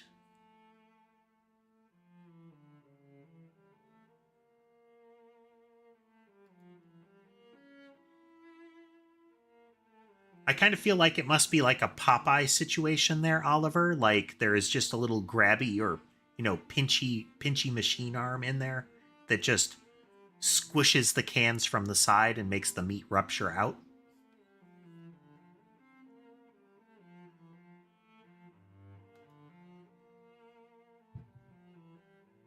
Does anybody in chat even remember that Popeye was a thing? Or have I just indicated how old I am again?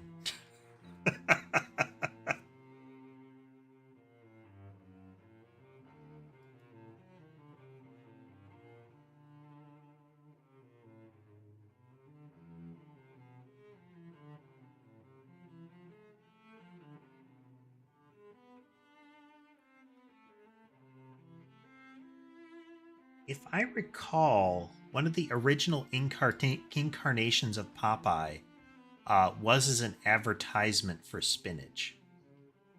I don't know if the character came first, but I believe the whole powered up by spinach thing was an advertisement.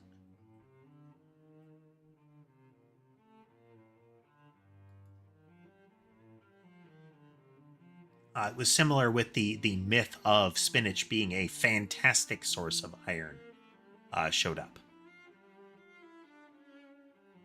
Like, it contains a good amount of iron, but it's not like you will absorb all of it if you're eating a lot of spinach, you know?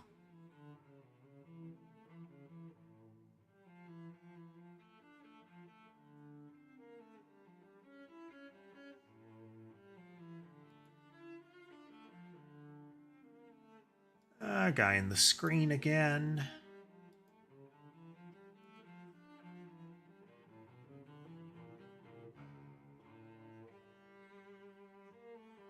There was a live action Popeye movie, and I feel like the actor that they got to portray Popeye did a good job with the facial expression.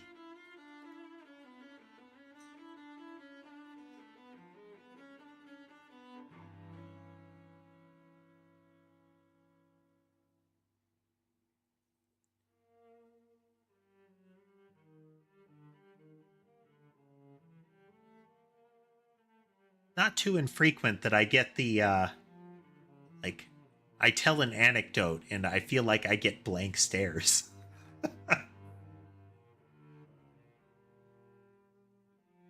I don't recall who the actor was, James.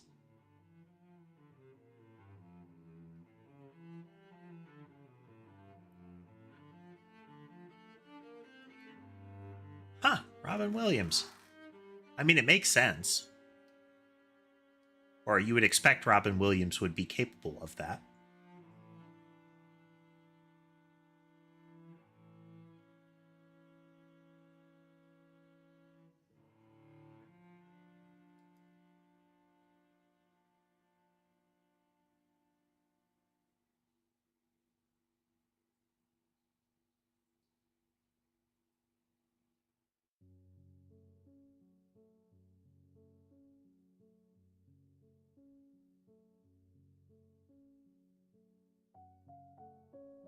Got 4.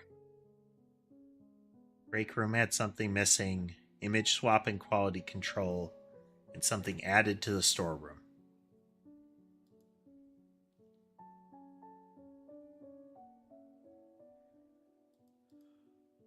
Like, this is hard, but I also feel like it's not unfair. It's just my brain is not absorbing everything that's going on in here.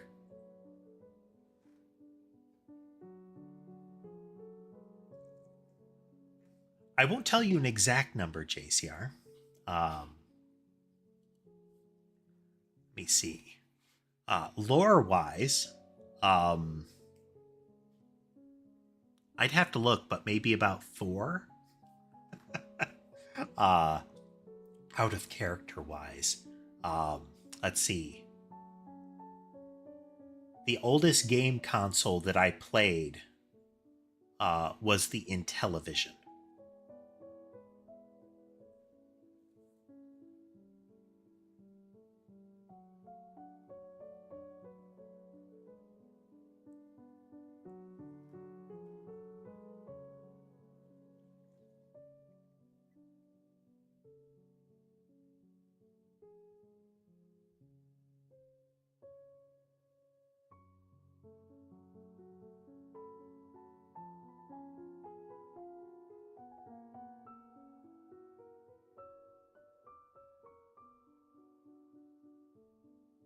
And I was around for the release of the initial NES back when they were trying to pitch it as a replacement for where they were trying to get the game industry back on its feet, you know.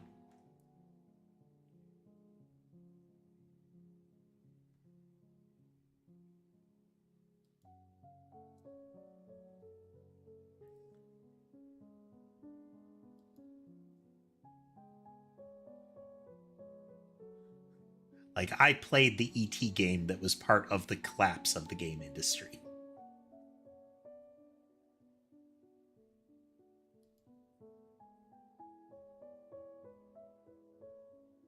Interestingly, we are kind of looking at a scenario akin to that right now. Not quite the same situation where companies were just cranking out um like the lowest grade garbage, but where we have big expensive studios blowing a lot of money on things that aren't working out.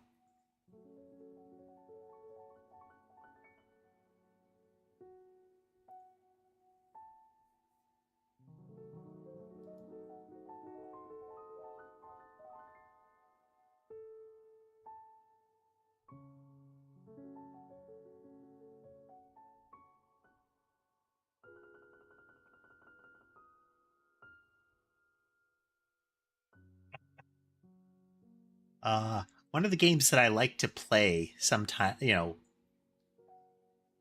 of the games I like to play was a PC game called Clouds of Zine. Um, and I believe that one took a stack of 3.5-inch floppies.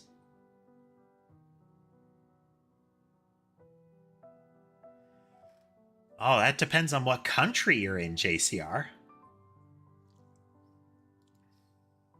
I mean, I live in the US and I have to assume that the expected lifespan is plummeting right now.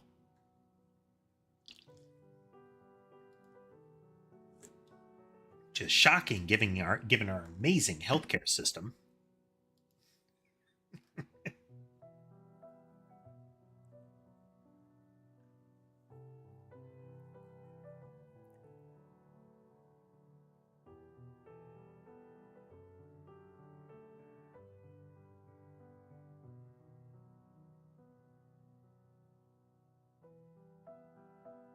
Given my personal health, who knows? I would say I'm not going to hold my breath, but I probably shouldn't given all the coughing.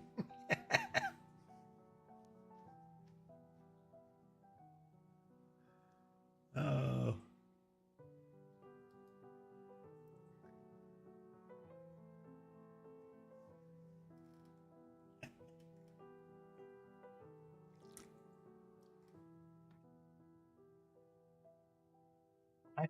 I'm a robot because the Catbot Corporation decided that a new product line that was even more adorable and approachable was necessary. While the Catbot line was successful, they needed a follow-up product in the market.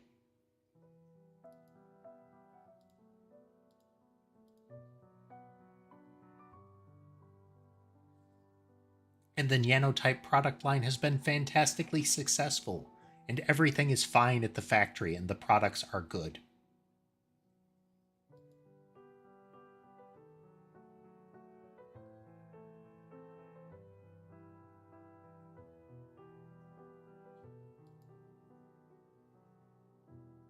Every home and sensitive government institution should have its own nanotype.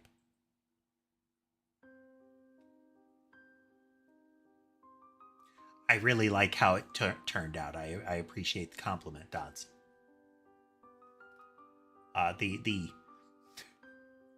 So a common program that this floor should be red. Is there another floor that is red that it shouldn't?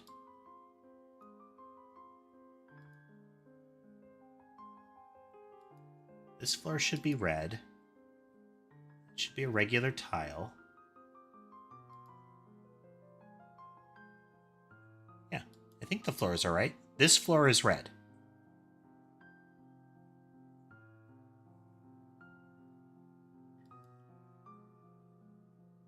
Is this one blue?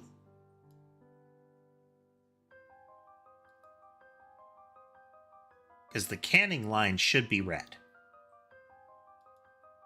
This one should be red.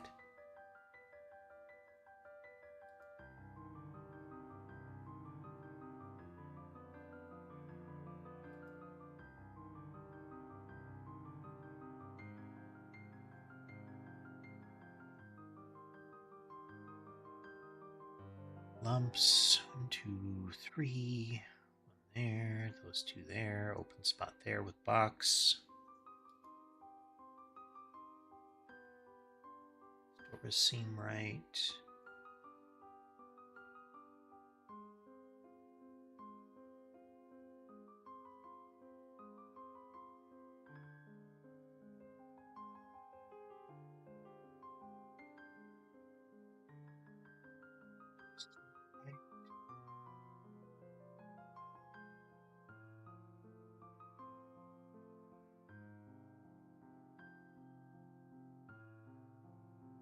Red flooring in the canning line gives the area kind of an eerie glow because of the reflection off the floor.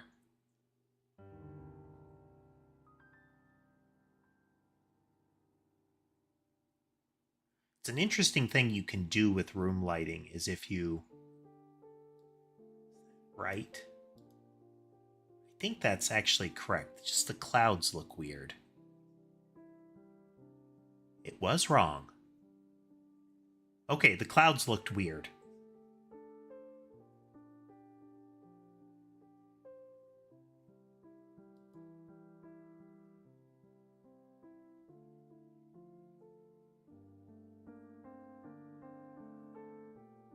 Okay, no meat lump. It just seemed fine. Hands up here correct. Seems okay. Sign is okay. We are scraping by right now. I think we're hovering around 2.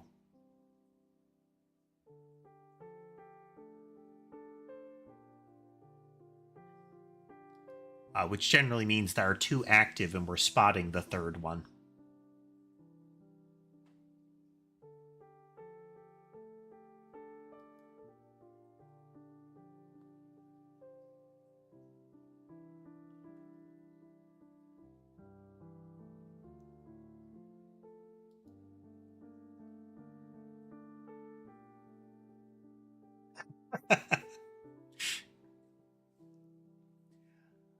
Oh, that okay. We just hit 3. So a common program that is used in VTuber face tracking is called VBridger. I don't use that one because the fine-tuning mechanism for it is manually adjusting a bell curve.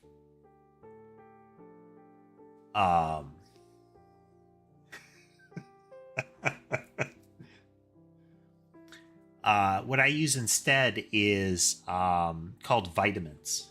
And the reason that I use that one is that you can put little JavaScript-like code in it. And the mouth tracking and the eye tracking require a lot of tuning for me.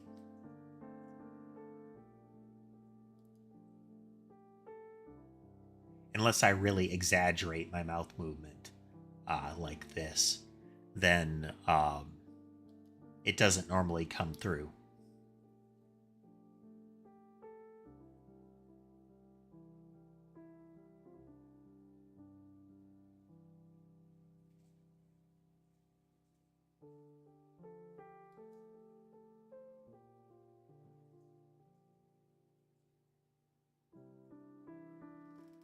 Well, I mean, we kept ahead of it for a little bit.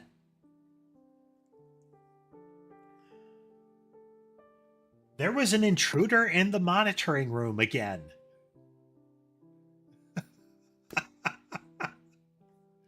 Where are they hiding?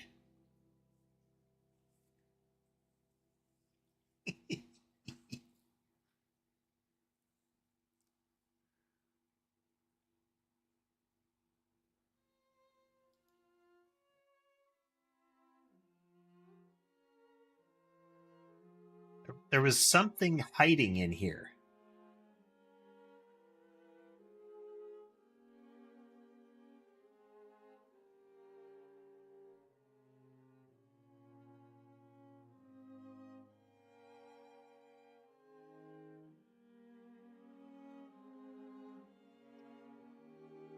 Said there was something moving here.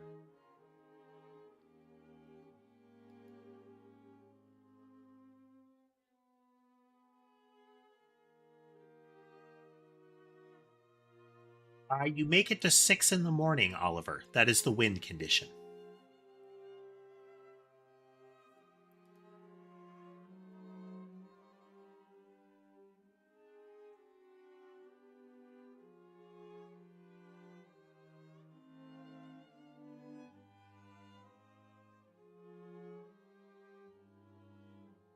Yeah, it's got that. It's got that same sort of victory condition like FNAF.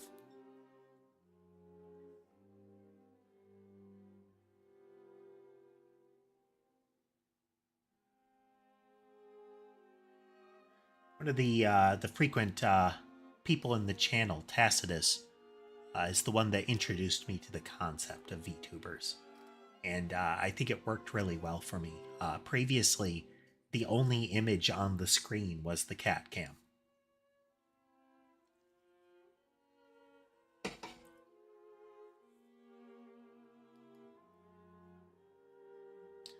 If you go back far enough in my old streams, shameless plug, watch my old streams, you can see various iterations, including what the original product line, the Catbot, looked like.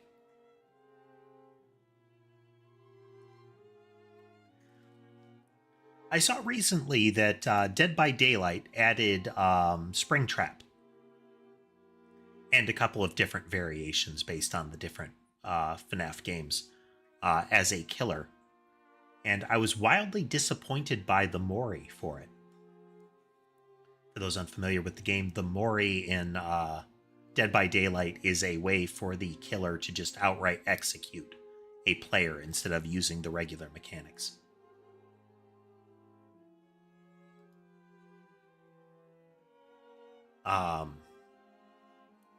But the problem that I have is the Mori for Springtrap is that he grabs them and slams them onto like a human body shaped body table that is all buzzsaws, and it's right there in his name, Springtrap. He should put them in the Springlock suit.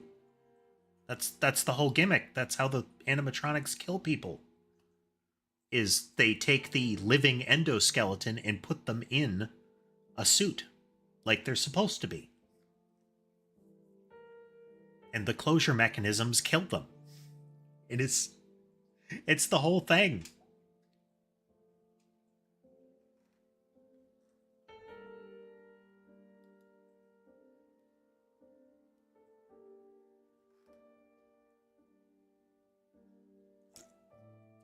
It's why wouldn't you use that?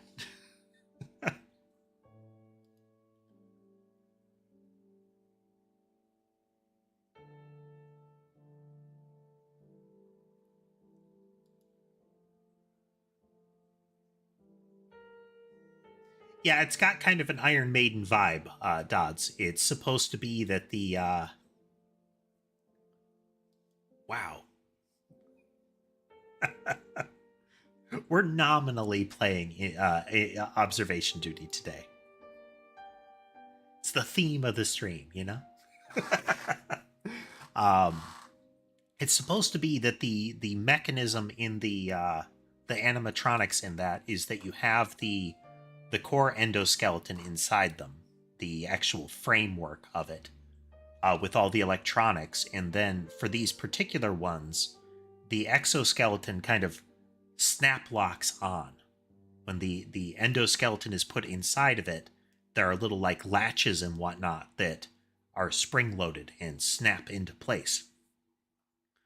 Um, so if a person were loaded into that or reaches into the machine wrong, then the mechanisms would actually be strong enough to bite into the person. So if they were put entirely in the suit, it would be maiming, if not lethal. So again, why would you not use that? It's a gimme. It's a freebie. It's thematic. It works.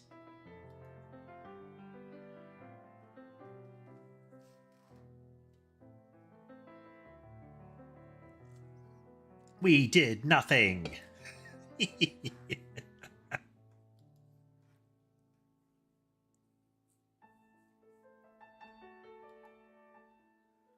Oh, dear, dear, dear.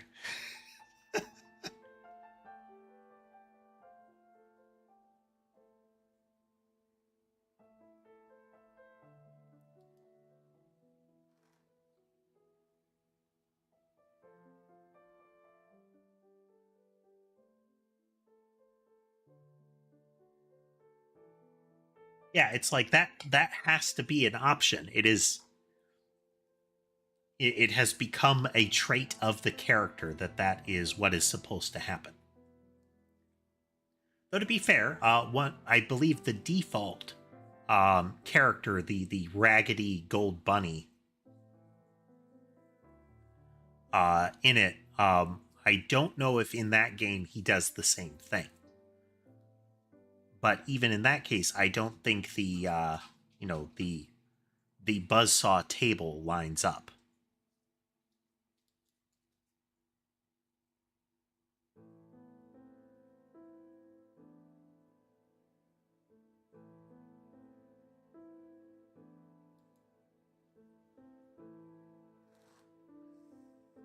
Well, I appreciate the community that grew up around it, and especially the sort of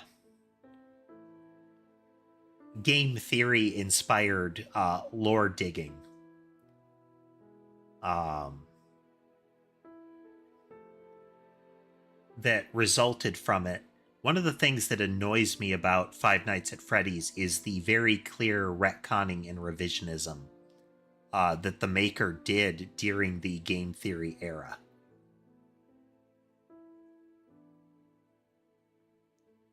As in, as people dug around and found out that there were inconsistencies and like flaws in the writing, the creator kind of did the like, oh, my plan all along was different than that kind of thing.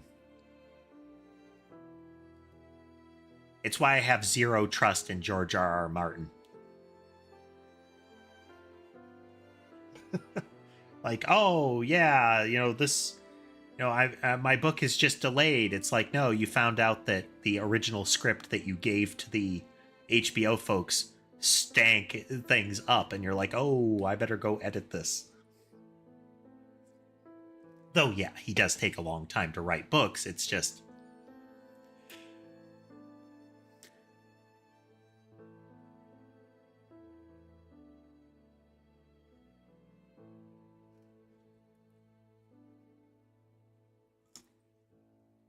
I mean, you do have to appreciate that he saw that the whole kind of lore investigation thing became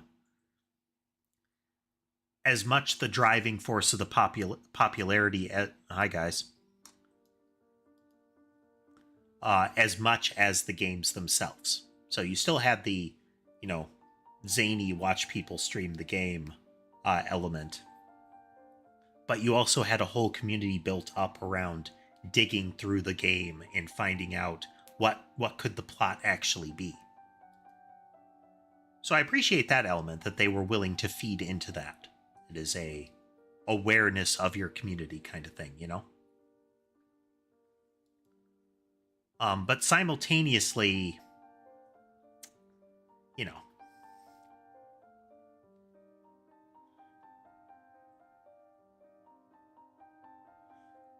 it's have the humility to acknowledge when your writing was when you realize that, hey, I should do this story differently because of what has been of people pointing out what the story is like. Acknowledge the retcon.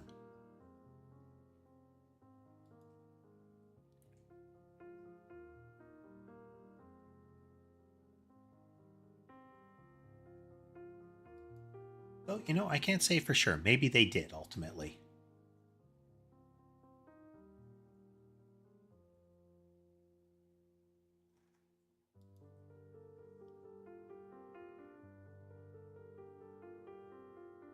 Yeah. For me, Game of Thrones ceased to be interesting. I can't remember exactly which book it was, but one of the books that was released was essentially split in half. And I don't mean like, chapter 1 through 30 was one and chapter 31 through 60 was another. It was, they took half of the characters in the timeline and put those in book 1 and the other half of the characters in book 2. And it's already hard enough to keep all of the characters in the air when you're reading it, but to then have the timeline essentially disjointed like that, where you have to read the second book potentially simultaneously to see the events unfolding as they are supposed to, was super annoying. And the reasoning for it was crummy. Like, oh, we had to put something out. There was pressure.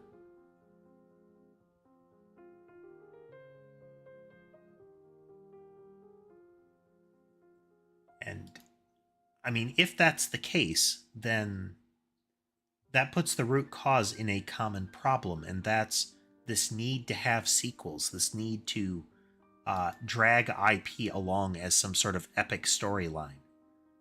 You are allowed to end your stories. Not everything has to be a sprawling narrative that spans many, many books or series or anything like that. You can end a story. It's okay. And that circles back around to Five Nights at Freddy's. Stop it. Stop it. It's done. It was done so many games ago.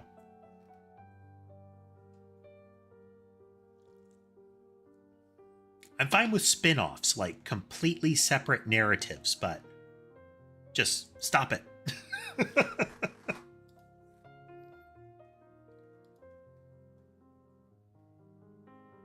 Oh, here's the body. As I thought, there's an arm sticking out of the meat lumps.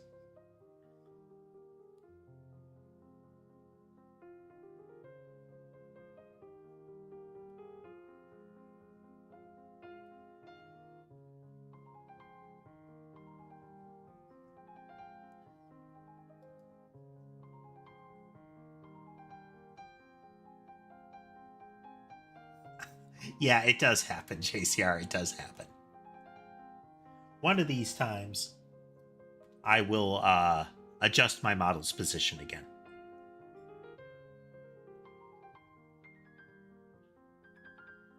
I think another example. So, I like SCP.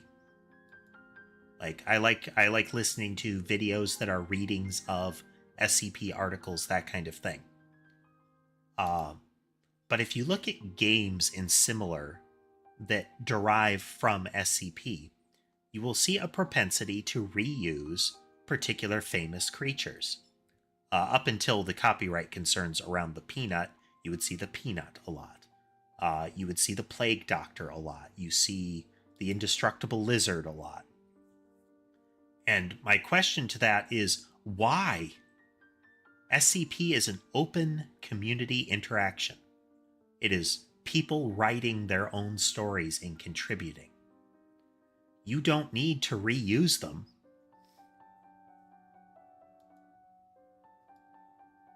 Make up your own. Red butt.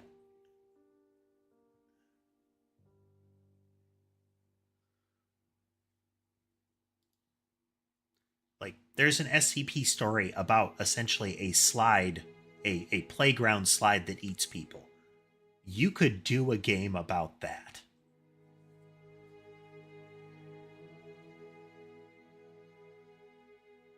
Like, that's it.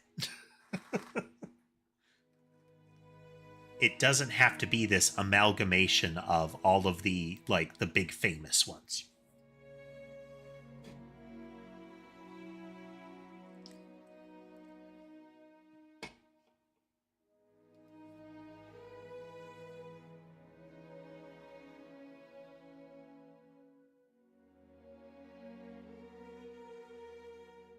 I am making a Bullet Heaven style game. We are still in kind of alpha stage or pre-alpha stage. But it's the kind of thing where you have a lot of weapons and you spray bullets everywhere and there are lots of monsters converging on you. It is not about you dodging bullets, it is about you putting enough bullets on the screen that they can't get you. That is the gameplay. That is the core gameplay. The gimmick, part of the gimmick of it will be that the weaponry is composite. So instead of getting a weapon that behaves its way and you upgrade its stats, you get a weapon that behaves a particular way and you augment its behavior. So one of the things we saw on the last stream was the yarn ball looping out in a spiral. Hey there, Lunar. But that spiral can be applied to any of the weapons. There will be an interface for you kind of putting your weapon together out of various pieces. The goal to that will be constructing good weapons as opposed to finding good weapons. How that'll work out, I don't know. But as Lunar said, we do have like core screens in place now with more of the gameplay loop ready.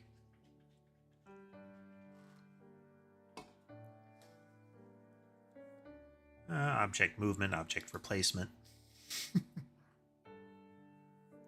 At this point, it's going to be coincidental if we complete a level. And that's fine. That's fine.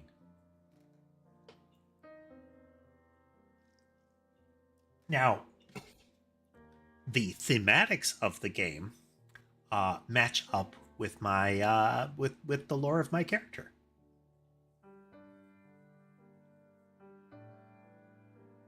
That lore extends all the way back to when we used to play Noida all the time on stream. And we made a custom mod for that. Very customized. Way overcomplicated to deal with kind of how you have to graft things into Noida past a particular.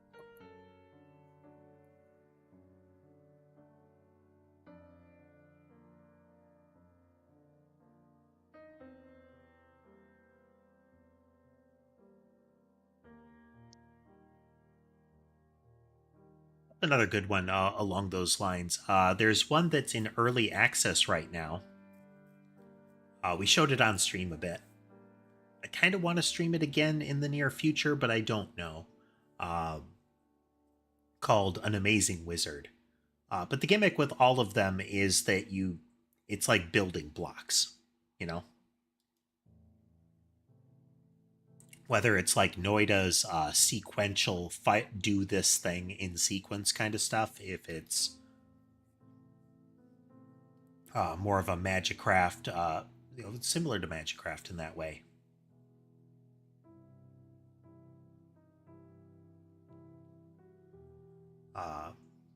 But yeah, JCR, if I have my way, there will be plenty to speculate about what's going on in the game. I have plans.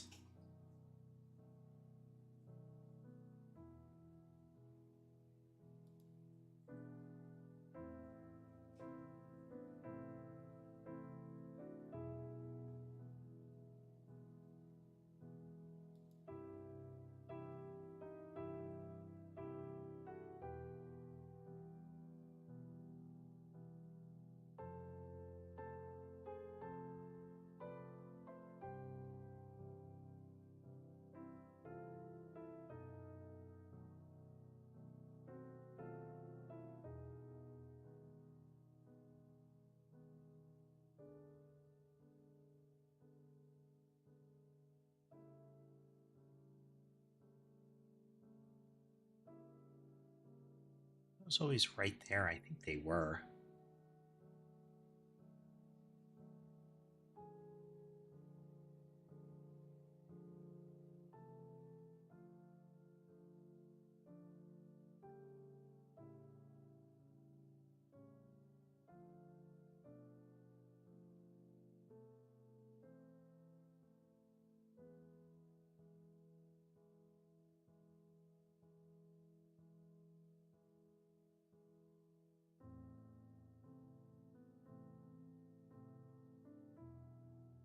I do too, Parakeet. The whole weapon crafting mechanic is the thing that, like, for me, that was the fun in Noida. The rest of the gameplay and, like, exploring the lore in Noida, I felt was cumbersome. And there were some aspects of how you would move around in the game that I felt were contrived. The whole build a ridiculous teleport wand to navigate. Like, it was neat to see somebody come up with it, but the fact that it seemed like they were assuming you would have that to get around, eh. Like, cool that it was included, and, super fun for the folks that liked that, but I didn't like that part. I liked seeing how big of an explosion we could cause, and then survive. Kinda in that order, generally.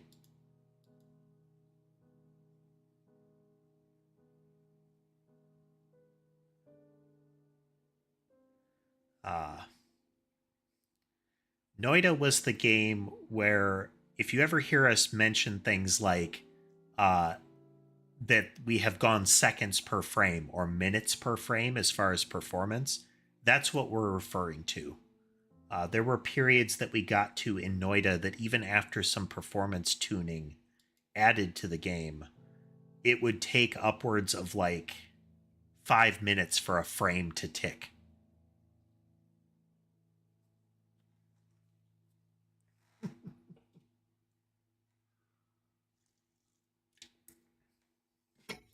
Any indication that a nanotype has a propensity for destruction is purely coincidental or due to the perceptions of the individual, and does not reflect the actual programming of the nanotype or the interests of the Catbot Corporation.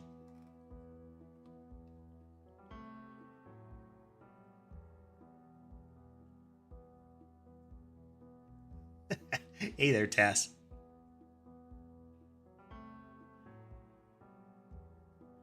We've been chatting a lot today and failing fantastically at the factory level. Oh, we've gotten to see some new stuff. We found a body in the meat tub.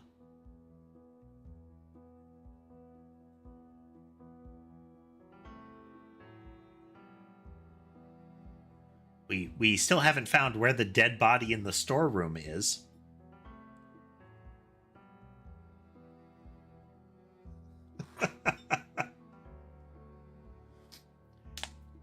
There has been an intruder in the monitoring room, the room with the two guys in it. I have no idea where he is, but we failed because of him like several times. Odd. Oh. There's an audio cue that plays in my headphones when somebody does that. Welcome to being a catbot, JCR. Welcome, welcome.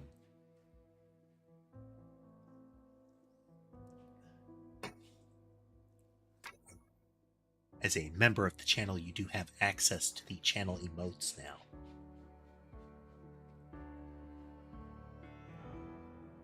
And you will get fun little icons next to your name.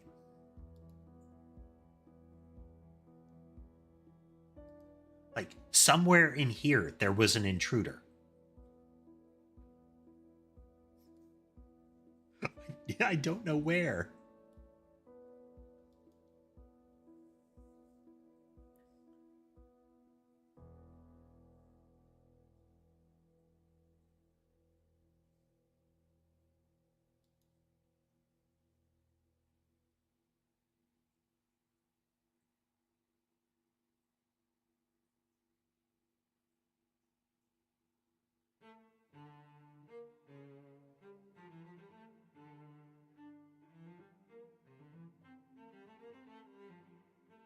That's perfectly okay, Oliver. The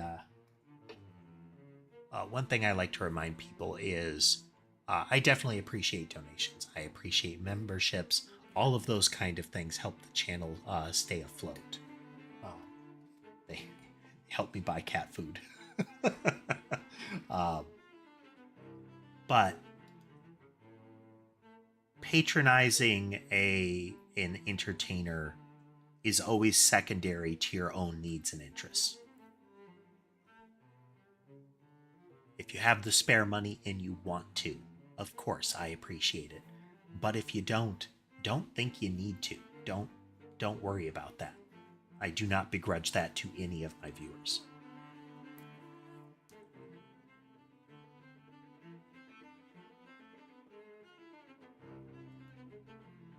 Frankly, I'm always a little disgusted when I see videos that point out streamers that have done that kind of thing, where they berate their viewers for not subscribing or donating or whatever, you know?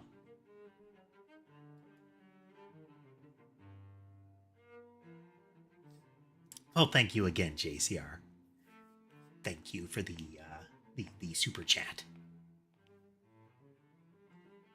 When I'm playing this game, so like I said, there's an audio cue to indicate to me that an alert happened in case I don't notice it. It's harder for me not to notice it because now I have a bright, shiny thing that I can see.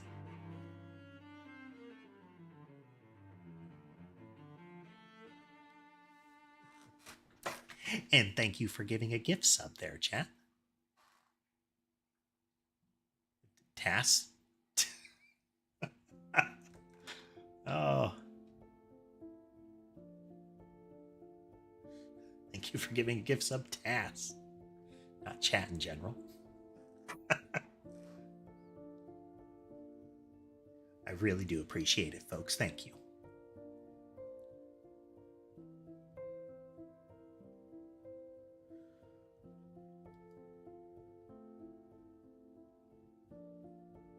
Really want to figure out where the guy is. Is he like hiding under the desk?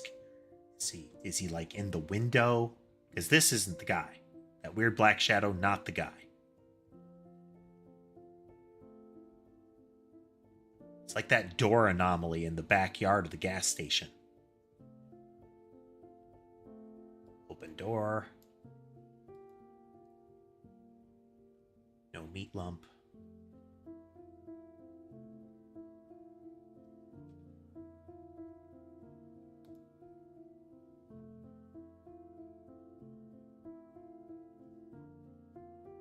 You know there was an object movement in here, but I don't know what it is. I bet that the chairs are going to move at some point.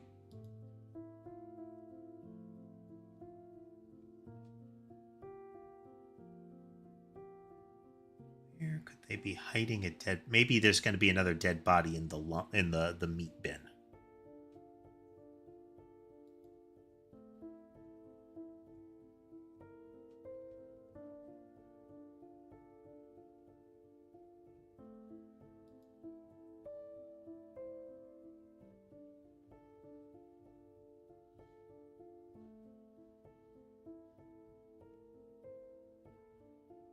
Completely unrelated, I have been playing Helldivers a bit more lately. The recent Warbond, the very much RoboCop / Judge Dredd vibe one, has added some fun stuff, and it's kind of not just that, but it got me interested to play again, and it's been enjoyable.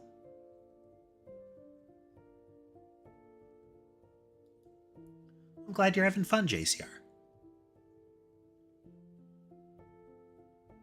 Hopefully it will continue to be so for you. And my cats are dodging the camera.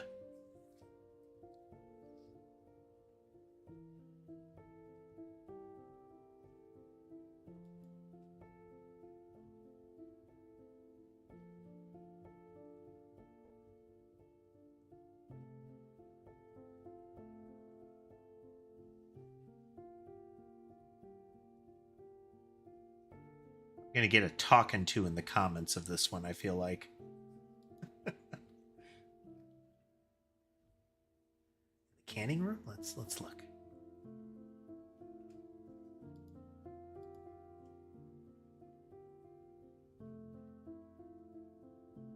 Is it? I think that's normally there, but I don't know for sure. Okay, that is a wear a face mask one. Okay.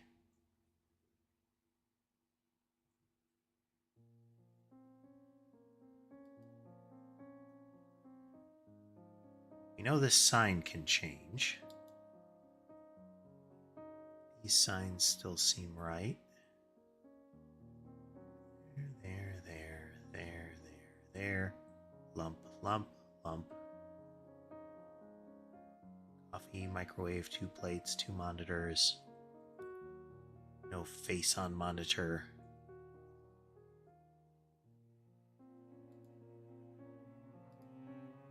Okay. The towels are 2, 1, 1, with the last one being higher than the others. That's right. That's right. That's right. And that's right. Those are right. That's right.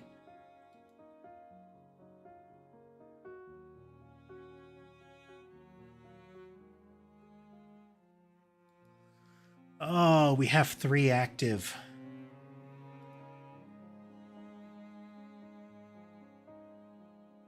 There's someone in the community that watches the observation report duty streams periodically, and will comment on what I missed. And I find it so entertaining to find out. Let's see. This is not a rift. It is a abyss in maintenance.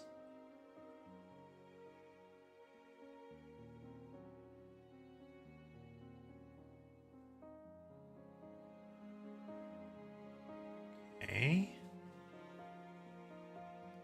So there's still 2 hanging around somewhere.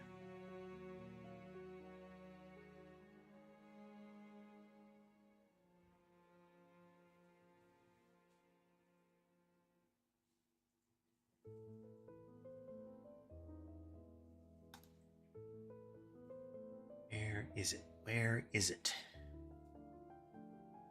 They're probably back to 3 by now.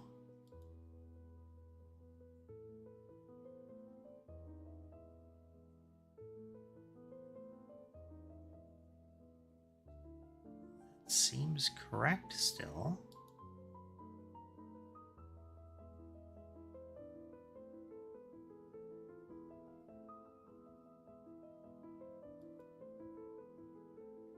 Failure imminent. Ooh. Homemade lasagna. How do you make your lasagna? I know there are variations.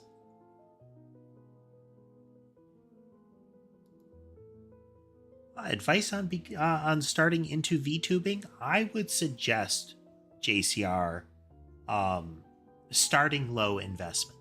I always encourage folks to try a little streaming. If you're intending to go full VTuber, then even if you start streaming without an avatar, put your toe in the water. Decide if you like streaming in general. But additionally, a lot of VTuber models can be pretty expensive if you're basing it off of some that you've seen. So I would suggest start with a PNG tuber. They're easy to set up and easy to use. And yes, a schedule. Try to pick a time to stream and stream then.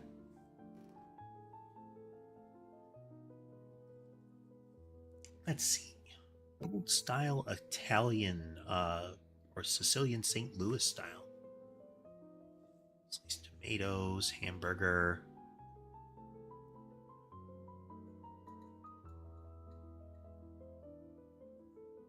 Well, I mean, you lost me at sliced tomatoes. Tomatoes aren't bad, but the texture of tomato, like of the actual fruit, nauseates me. I don't really know what it is, but it's been that way for me forever. The only way I tolerate things like onions and tomatoes is when they are rendered into a state that is completely divorced from their original state.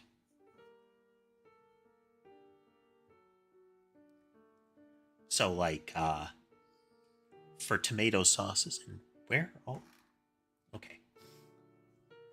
Um, so anytime I use tomato sauce, it's always like the jarred stuff that is, you know, tomato sauce flavored with meat.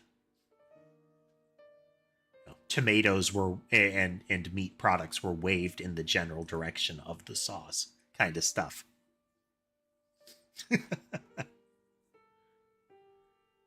There was a huge spider. Okay, we have seen the huge spider. We overlooked it this time, but we know where it is. It's near the towels. It's like one of those Australian huntsman looking spiders, you know? At least in size, it doesn't actually look like one.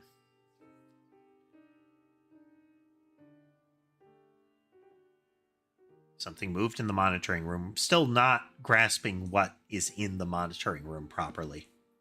And something was swapped in the break room. Okay. There's just a lot going on in here. Like, it's a very dense scene. It's kind of like one of the cabin rooms.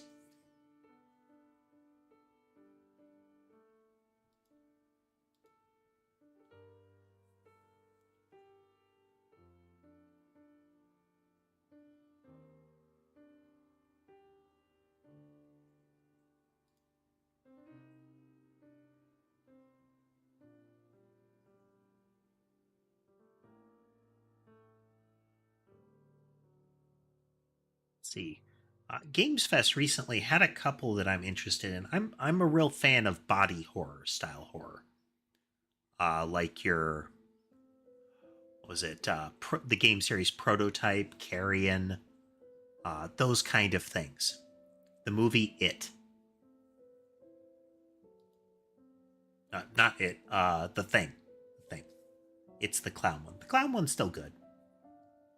I kind of like the new movie adaptations better than the book. The book gets weird towards the end.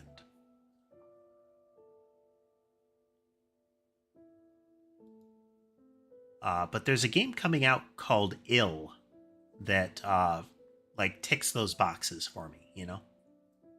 I am interested. It's like Dead Space, but not sci-fi.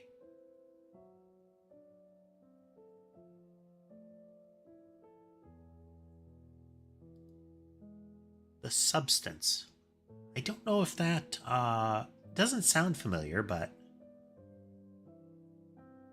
maybe I'll have to look that one up.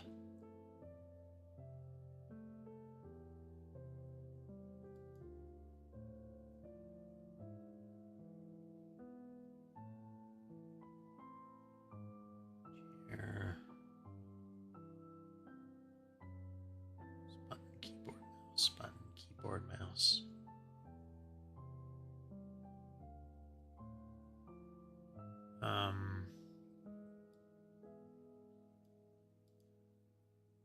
Maybe it's one of these is extra. That one's okay. How about this one? Because we have a keyboard and a mouse here, but we also have a mouse just hanging out there.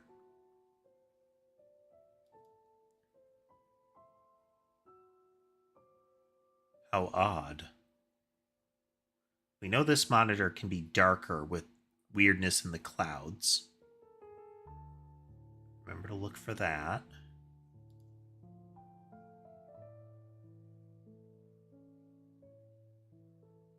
Hands are proper. This moved last time. This was the movement. It was looking over here.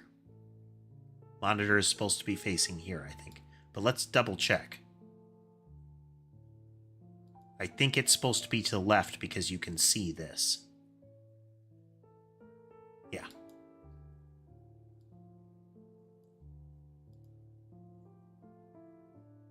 Tomato sauce leaking from the manhole.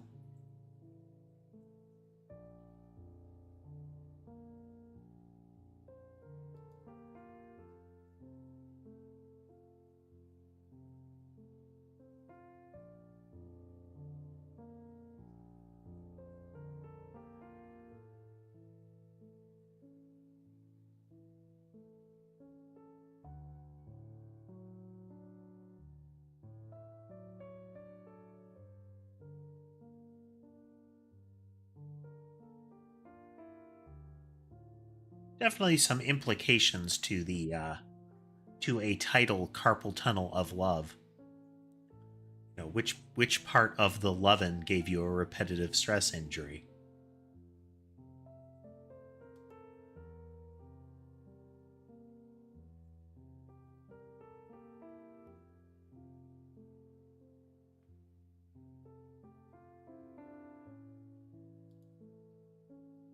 Meat server.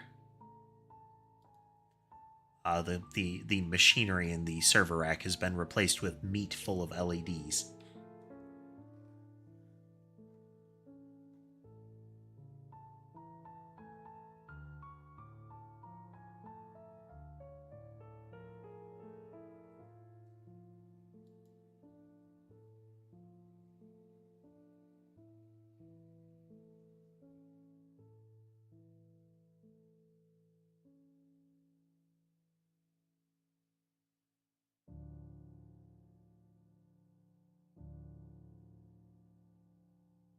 Oh, Will McDaniel is the guy that does the fleshy puppets, right?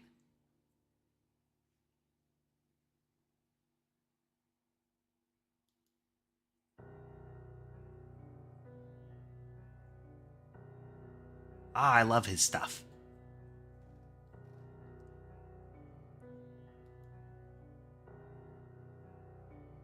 Always look forward to seeing his uploads. Guy in the monitor. There's another artist that I love seeing new stuff from, but it's slowed down a lot. Natyrix. They do drawn stuff.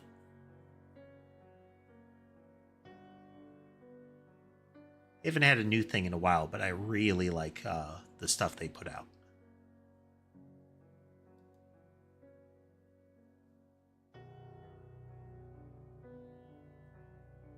Yeah, Will McDaniel is very talented.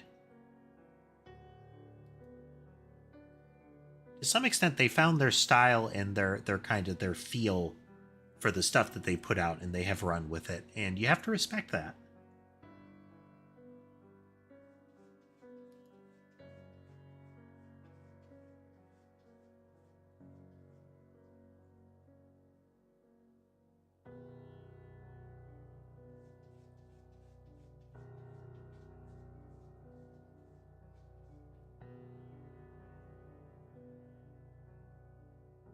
Figure out. Is there always one there?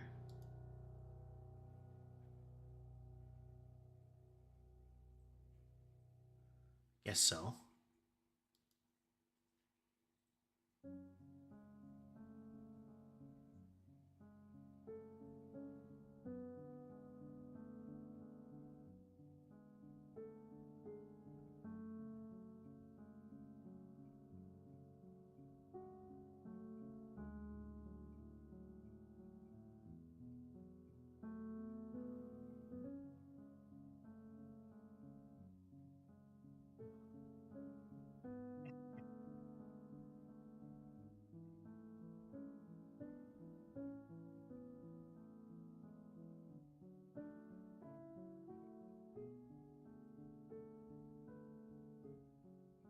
A corpse can show up in here, and we have yet to spot it.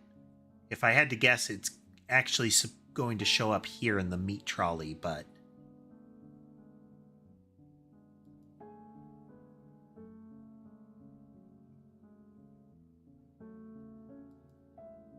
it has yet to show itself.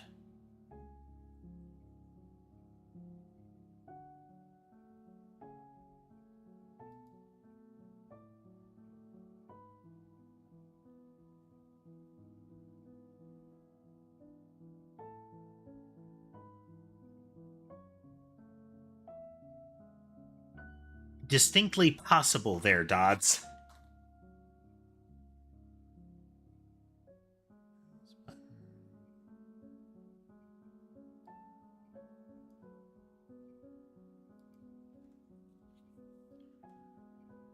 Probably was there, just... Oh, it wasn't. It wasn't. I was right. It was over here. Ha ha!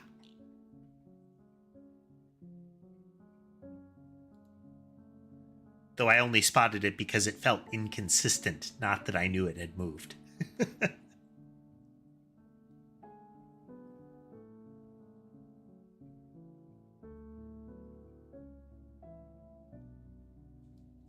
I think this was here. I think that coffee cup was actually there. Yeah.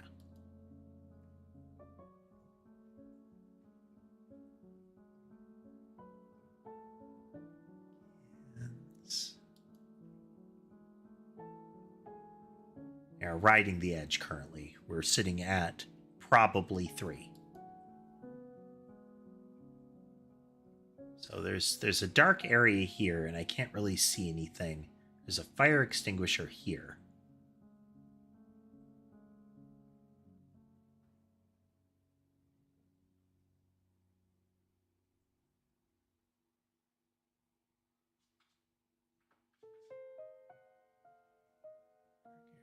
There's this whole region here that we could have something.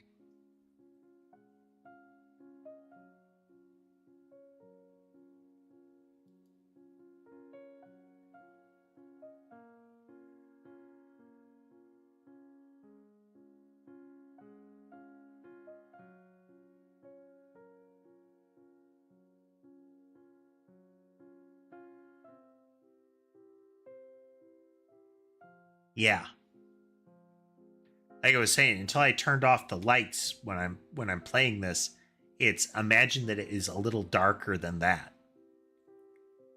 Like even a little screen glare. Something was moved in the canning line, or was moving. Where is the image anomaly in there? Because there was an image that was changed in the locker room.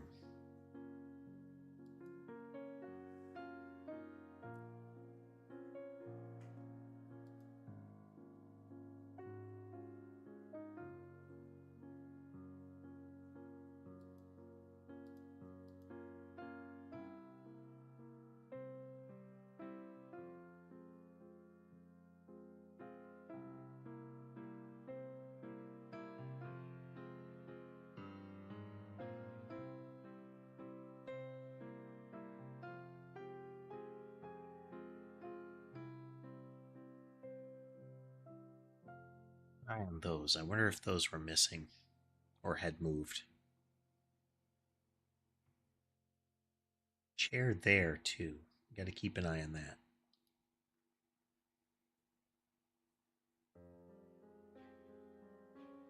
Fire extinguisher is another strong target for a removal.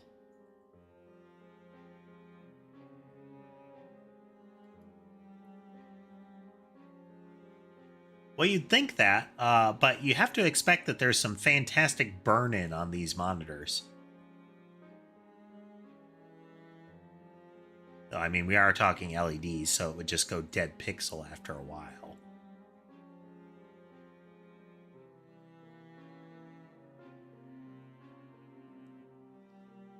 Screen burn-in. So you'd expect that sign or these.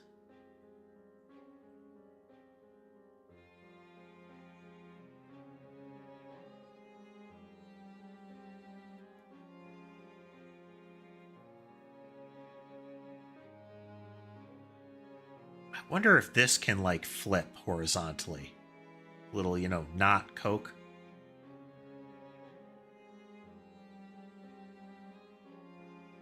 We could also have this magazine changing, or this one changing.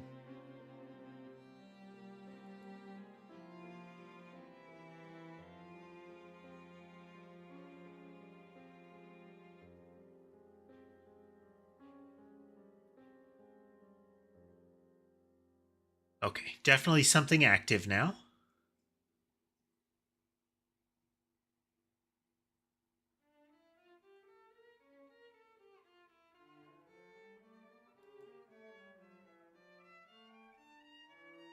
Hmm.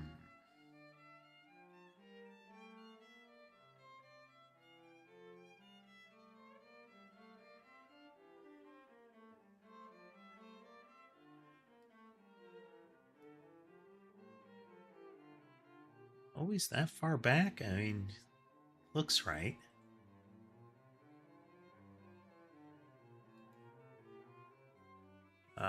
Lights here. Lights in maintenance. They're becoming abnormally bright. We're actually here for them brightening. There are some anomalies that can happen while you're watching.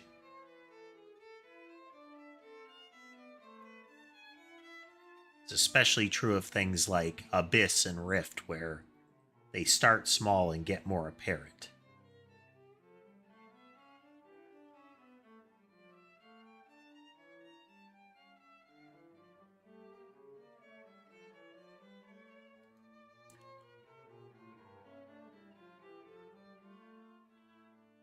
Spider can appear here. Big ol' spider.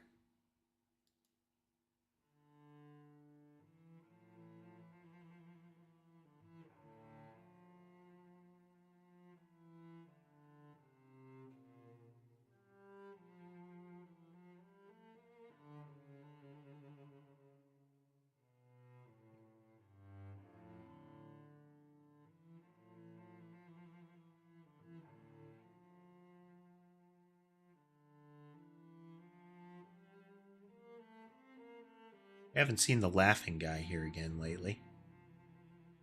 We have seen the flasher again today.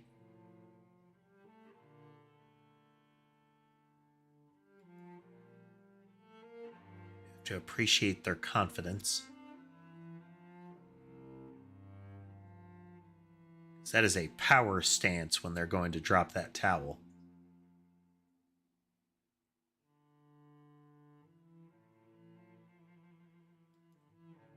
It's the kind of pose that precedes the word behold.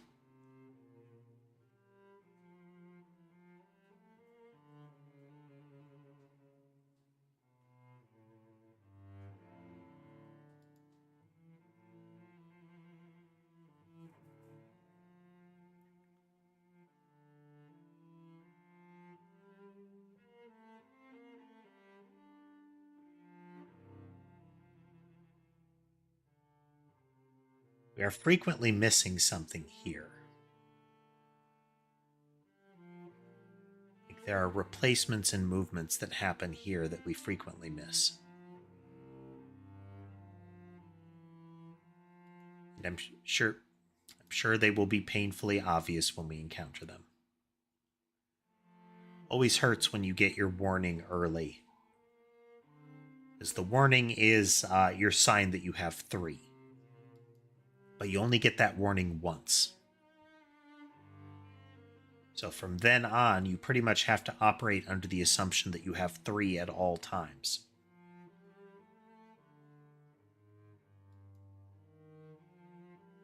Which can lend a degree of urgency to everything you're doing.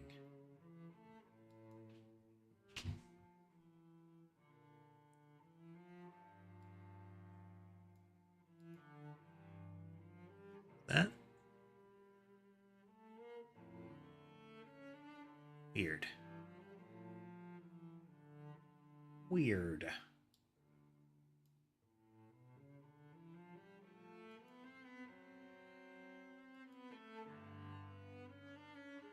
Check there. Another mechanic of the game that isn't always immediately apparent is time cost. I mean, it's obvious that looking around takes time, but additionally, making a guess takes time. You can't make another guess until the last one is done processing. So that is time that you have to wait. So a common way to lose is to make a lot of guesses when you don't have much confidence.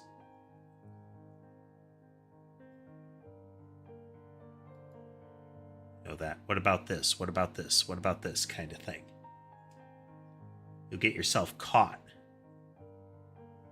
Hello, Sammy.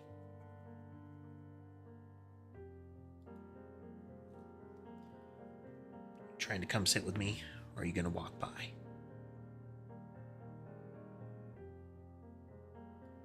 You'll get into kind of like a thrashing loop where you think you saw something, so you click it and you wait, and then it doesn't work, and now you're thinking, oh, it's got to be something else nearby, right? So you spend more time guessing instead of taking more time looking. A little bright spot threw me off. And sometimes if you had looked around, it would be better. You can accelerate that by moving and looking after you make a report. But there's a risk surface to that, because if you encounter an intruder, you often need to be able to report them quickly. And if you're waiting on a prior report to finish, you might not have enough time. It's not incredibly complicated gameplay, but it is an extra layer that you have to deal with. Okay. Yeah.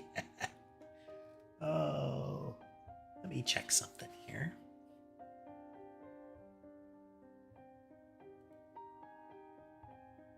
Yeah, let's keep going a bit, huh? Let's keep going.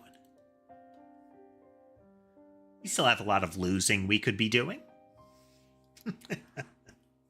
Let's at least do another round, huh?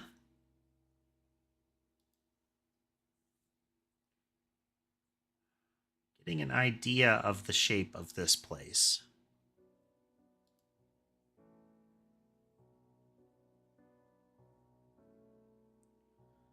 This one's still not so much.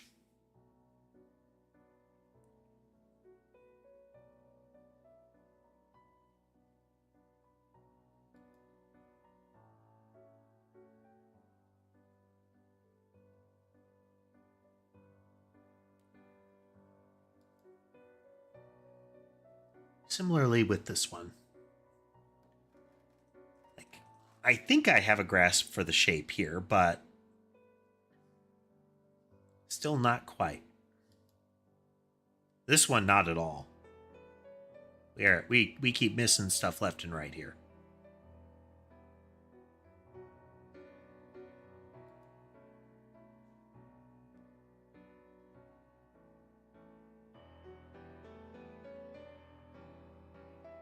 Yeah, there are a couple of intruder types that you want to react to them as fast as possible once they show themselves. And any sort of delay can kind of be the end of it.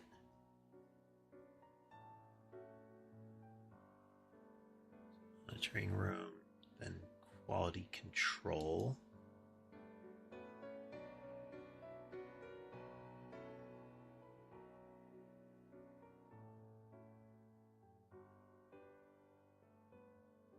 The canning line.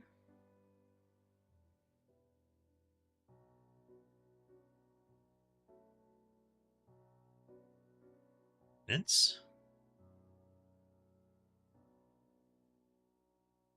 I believe storeroom. Minutes. A locker room.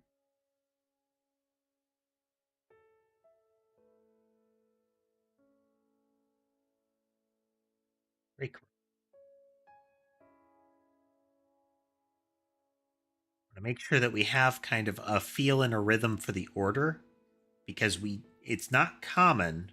Camera malfunction is actually kind of rare so far, but it is a powerful one to miss, because it means you can't see a room. And if it's anything like the prior ones, not being able to see the room does not preclude anomalies from appearing in that room. So a camera anomaly could conceal multiple.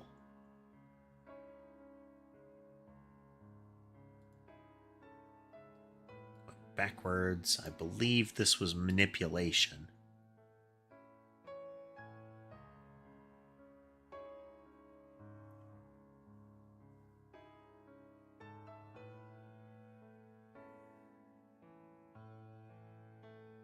Gotta assume there's at least one left. That we were at 2 at that moment.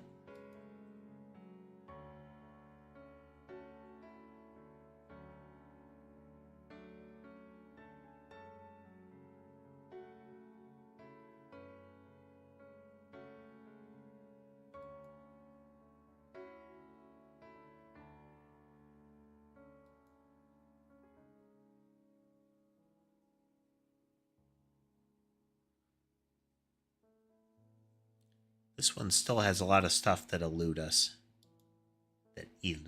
us. Hello, Sammy. Hello. Are you going to join me or not?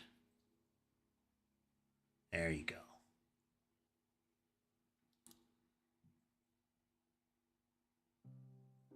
There you go. Come on.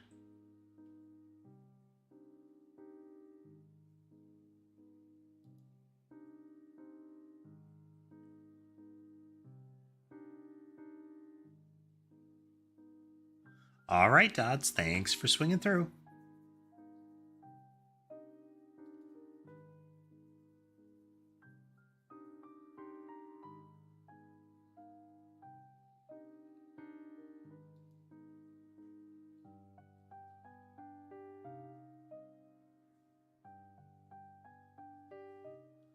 Okay.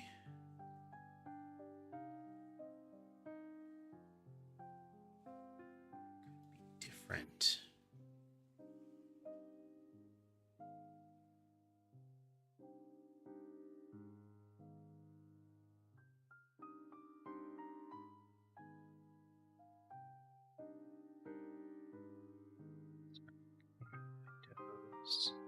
Screens. Mouse, keyboard, buttons, mouse, keyboard, buttons, mouse, buttons. Coffee cups are in the right place. The guys seem correct.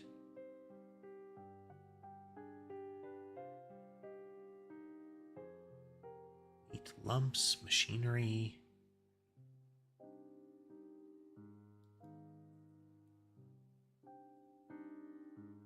Chairs. Cans. Box, tubs, box, oil stain, chair.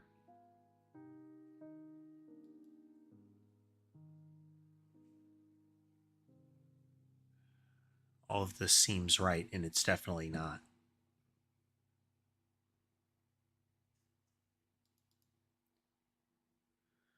Speaking of, right there. Oh, toxic gas. This is the third one. This just started happening right around the time that we got the 3 warning.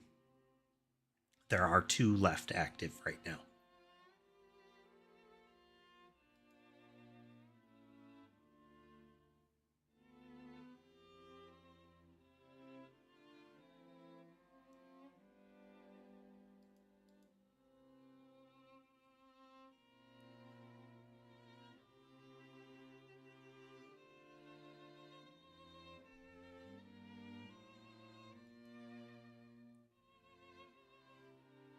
Oops.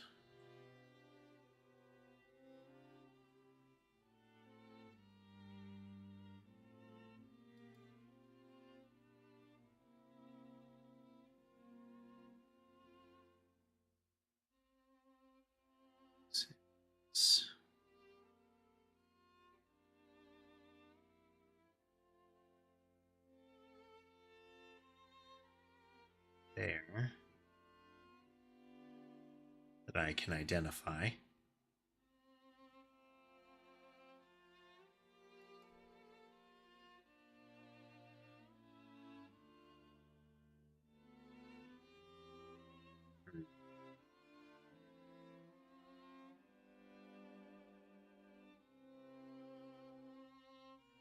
genuinely challenging.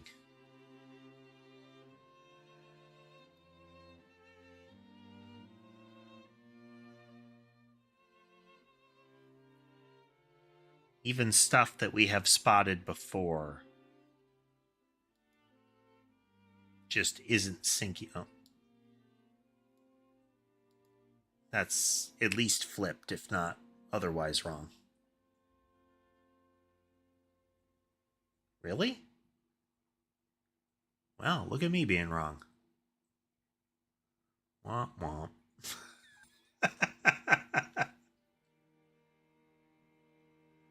Oh dear. Canning line in monitoring room had moved things. And the locker room had a door. Oof. Oof.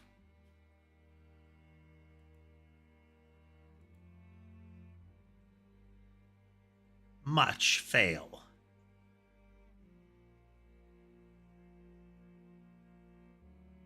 Let's see. Let's see if we can do better.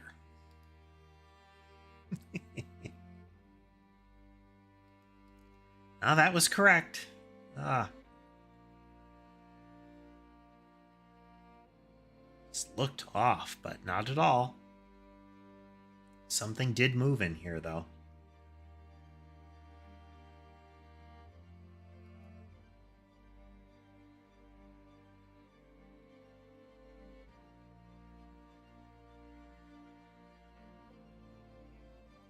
Or in some way changed.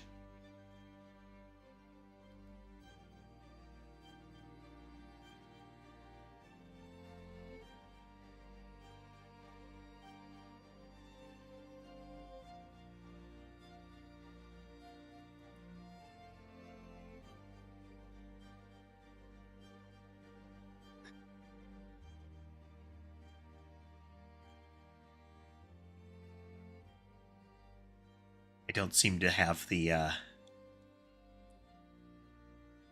the area's complicated. I just don't seem to have the lock on, you know? Not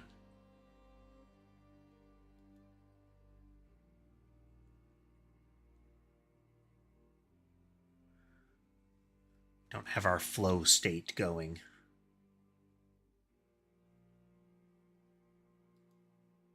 No security guard ultra instinct. Insert your anime focus superpower state here. Oh, eyes are bleeding.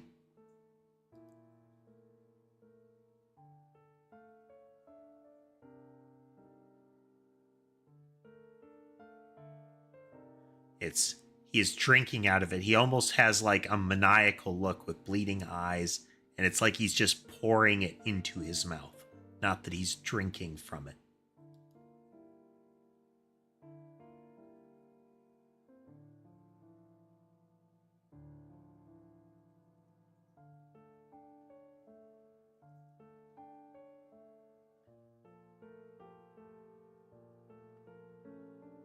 Fire extinguisher or the chair can move around. I'm not sure.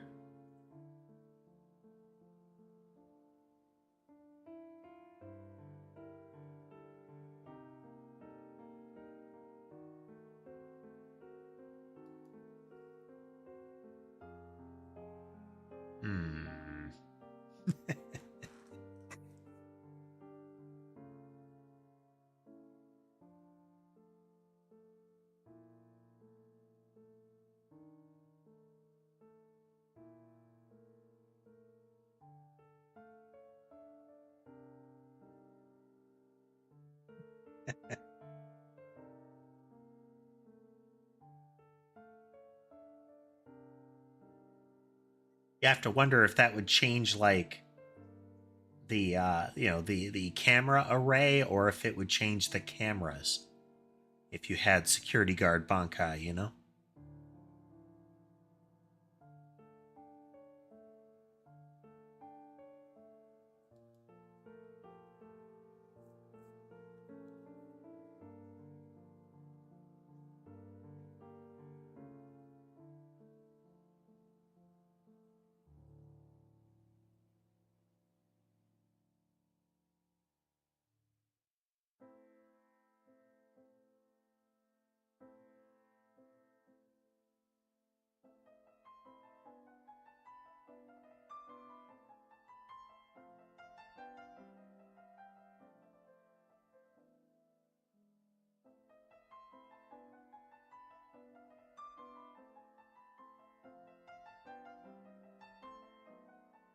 These times we'll catch that intruder in the monitoring room. Oh. Should be meat, not cans, rolling by here.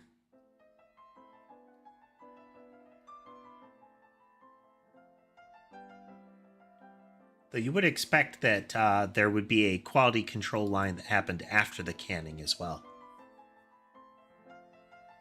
To make sure that the cans were properly canned.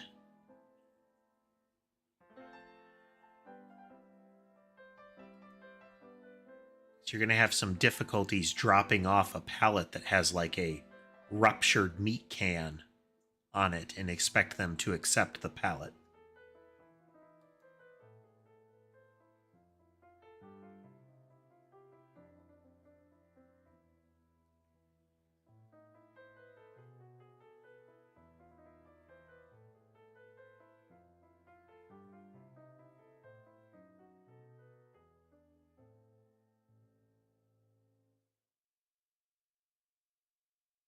Spider, no changes here.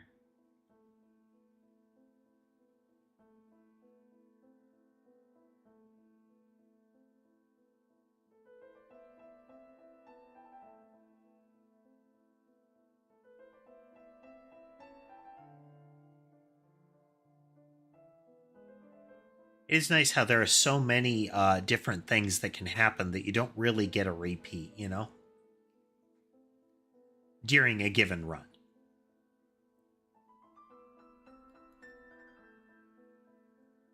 And it's very likely that you continue to find new ones run to run.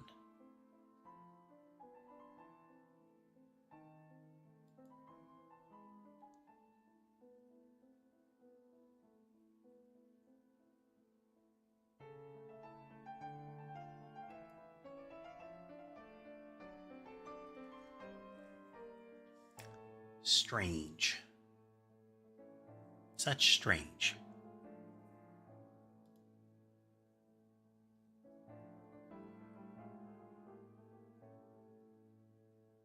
Because there are some of them that I suspect we are,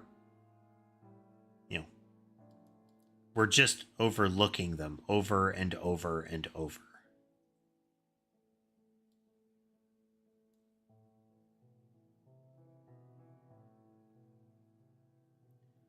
Red guy.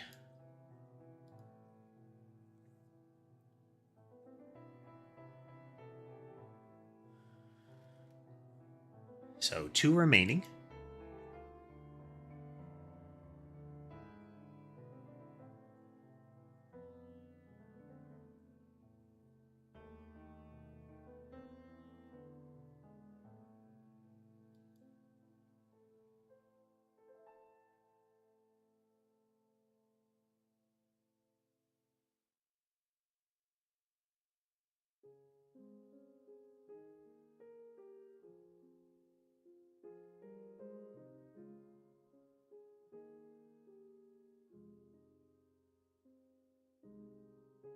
That is something that if you were recording your play of this, it would be definitely possible after you get a fail to cycle back and look at it and say, what was the last state of that area? Let's see if we can find it.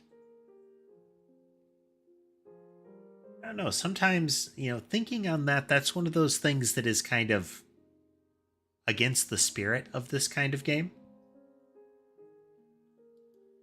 It's different than so there's, especially when it's a single player game, play it the way you want to.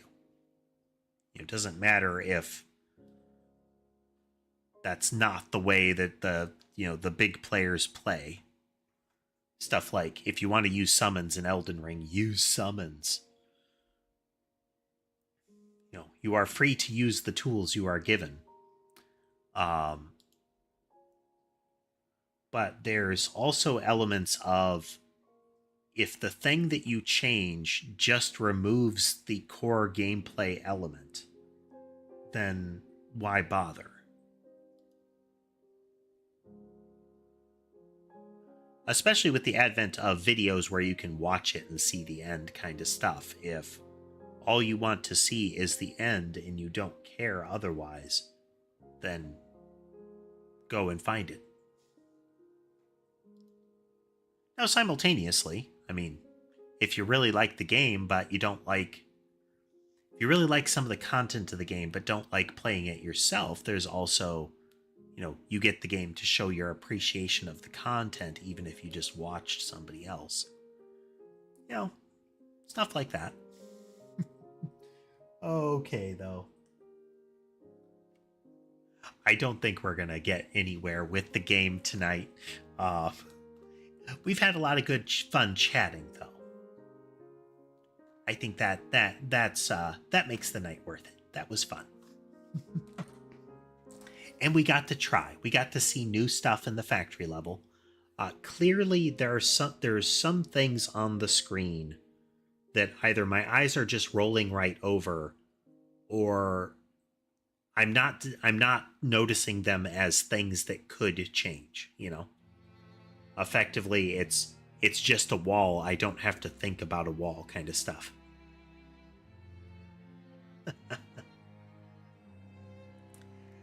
Hey there, Quit.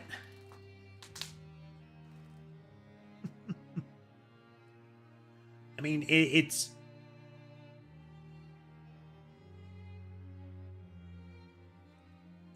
I still find them entertaining. Even failing repeatedly like that, it's not... We never reached a point where it was, like, discouraging.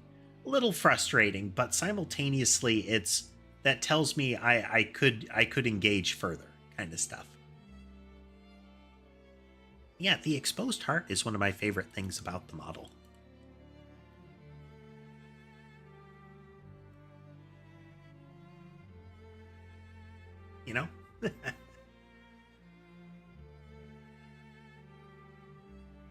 It's good times. Yeah, it's you can do things like you can get better at just spotting a difference, seeing a shape that is different. You can get better at memorizing the layouts. That kind of thing. And I still really appreciate how each level has some individualized elements. Well, it's individualized as far as the location and the things that can move. But I like that the intruders are all kind of tailored to the location more than in some of the prior ones. Like, it isn't just some guy kind of thing. The only repeated guy is the red guy, and his gimmick is that he's in every level.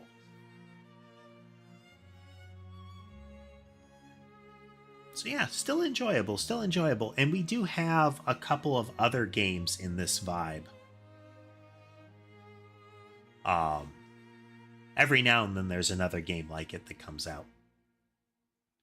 I mean, Observation Duty 1 had a lot going for it.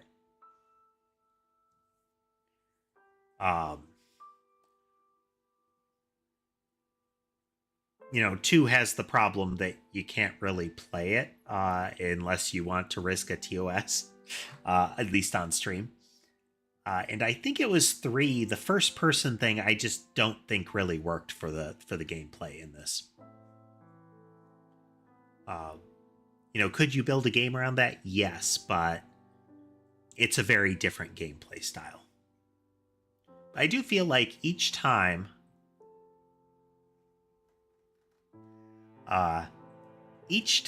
they have made another game, they have iterated and improved. And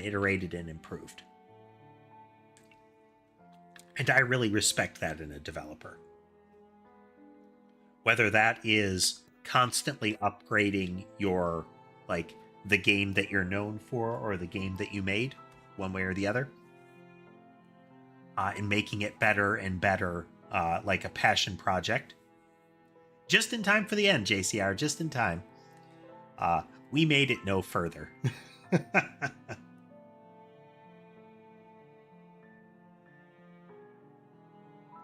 Yep.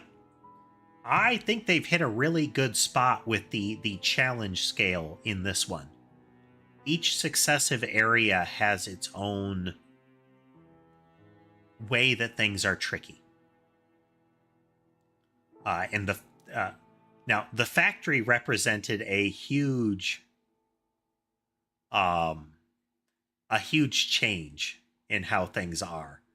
Um, but 7 has had some really good environments as far as the detail without it being obviously meant to be complicated, you know?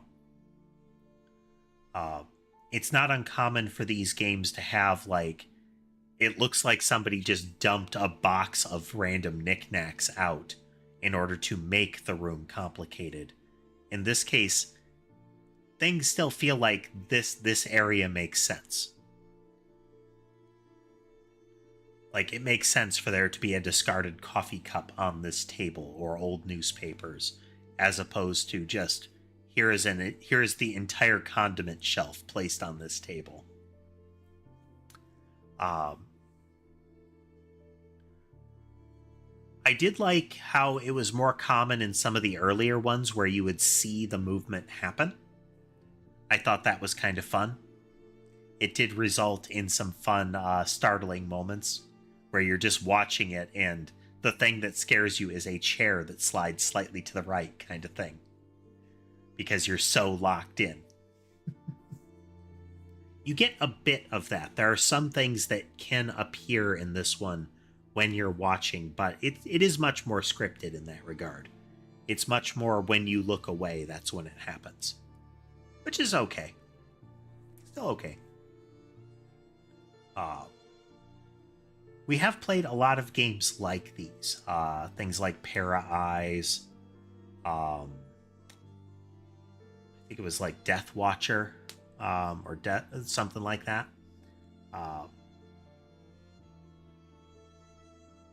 I think Para Eyes is the one that has come closest in my memory right now to the feel that Observation Duty has, where it doesn't feel like they just dropped particular objects in. Like Death Watcher really had we just dropped some object asset in there and said that's abnormal kind of thing. It was very frequent that you would have just a hand, like a severed hand, and that same severed hand appeared repeatedly.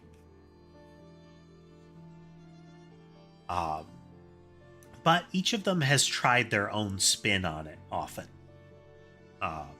Sometimes the same, but we've gotten a lot of spins. Death Watcher in particular, clearly it was originally a VR game, and you can tell. But its gimmick of having to essentially deal with a creature that is in some way, there is a creature responsible for the event, and it is trying to actively kill you. It tries to get into the room with you. I think that was a neat gimmick. As well as you scanning and removing the anomalies. The intent of it was to get data that you needed to banish the thing trying to kill you. It created like a full flow to it. But we have a lot of games like that, these spot the difference games. I think it was like Shinkansen or something like that was one of the early ones with you're walking down the middle of a train car and you have to spot the differences as you go along.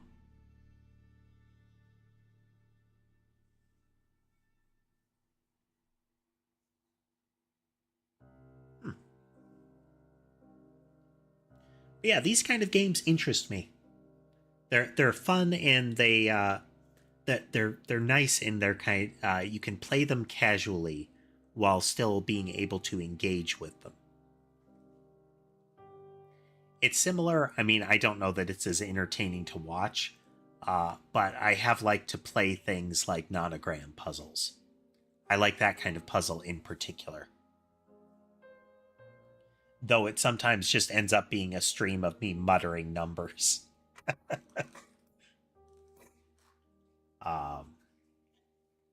There is a new Duck Detective game. Thinking on it, maybe I'll have to put that one into rotation. The first one was kind of fun. I do like detective games. I enjoy the Phoenix Wright games. They're entertaining, though they're kind of hit and miss.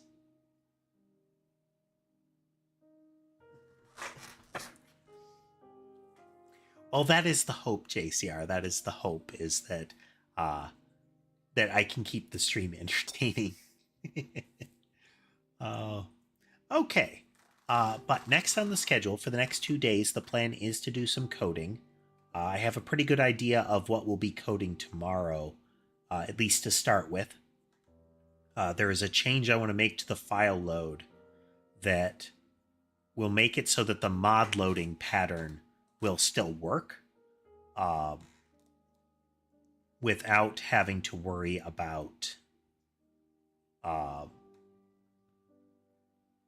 while still letting us get the async in there. It's kind of a 2-stage thing that we'll be doing, which is okay. We just have to get that working.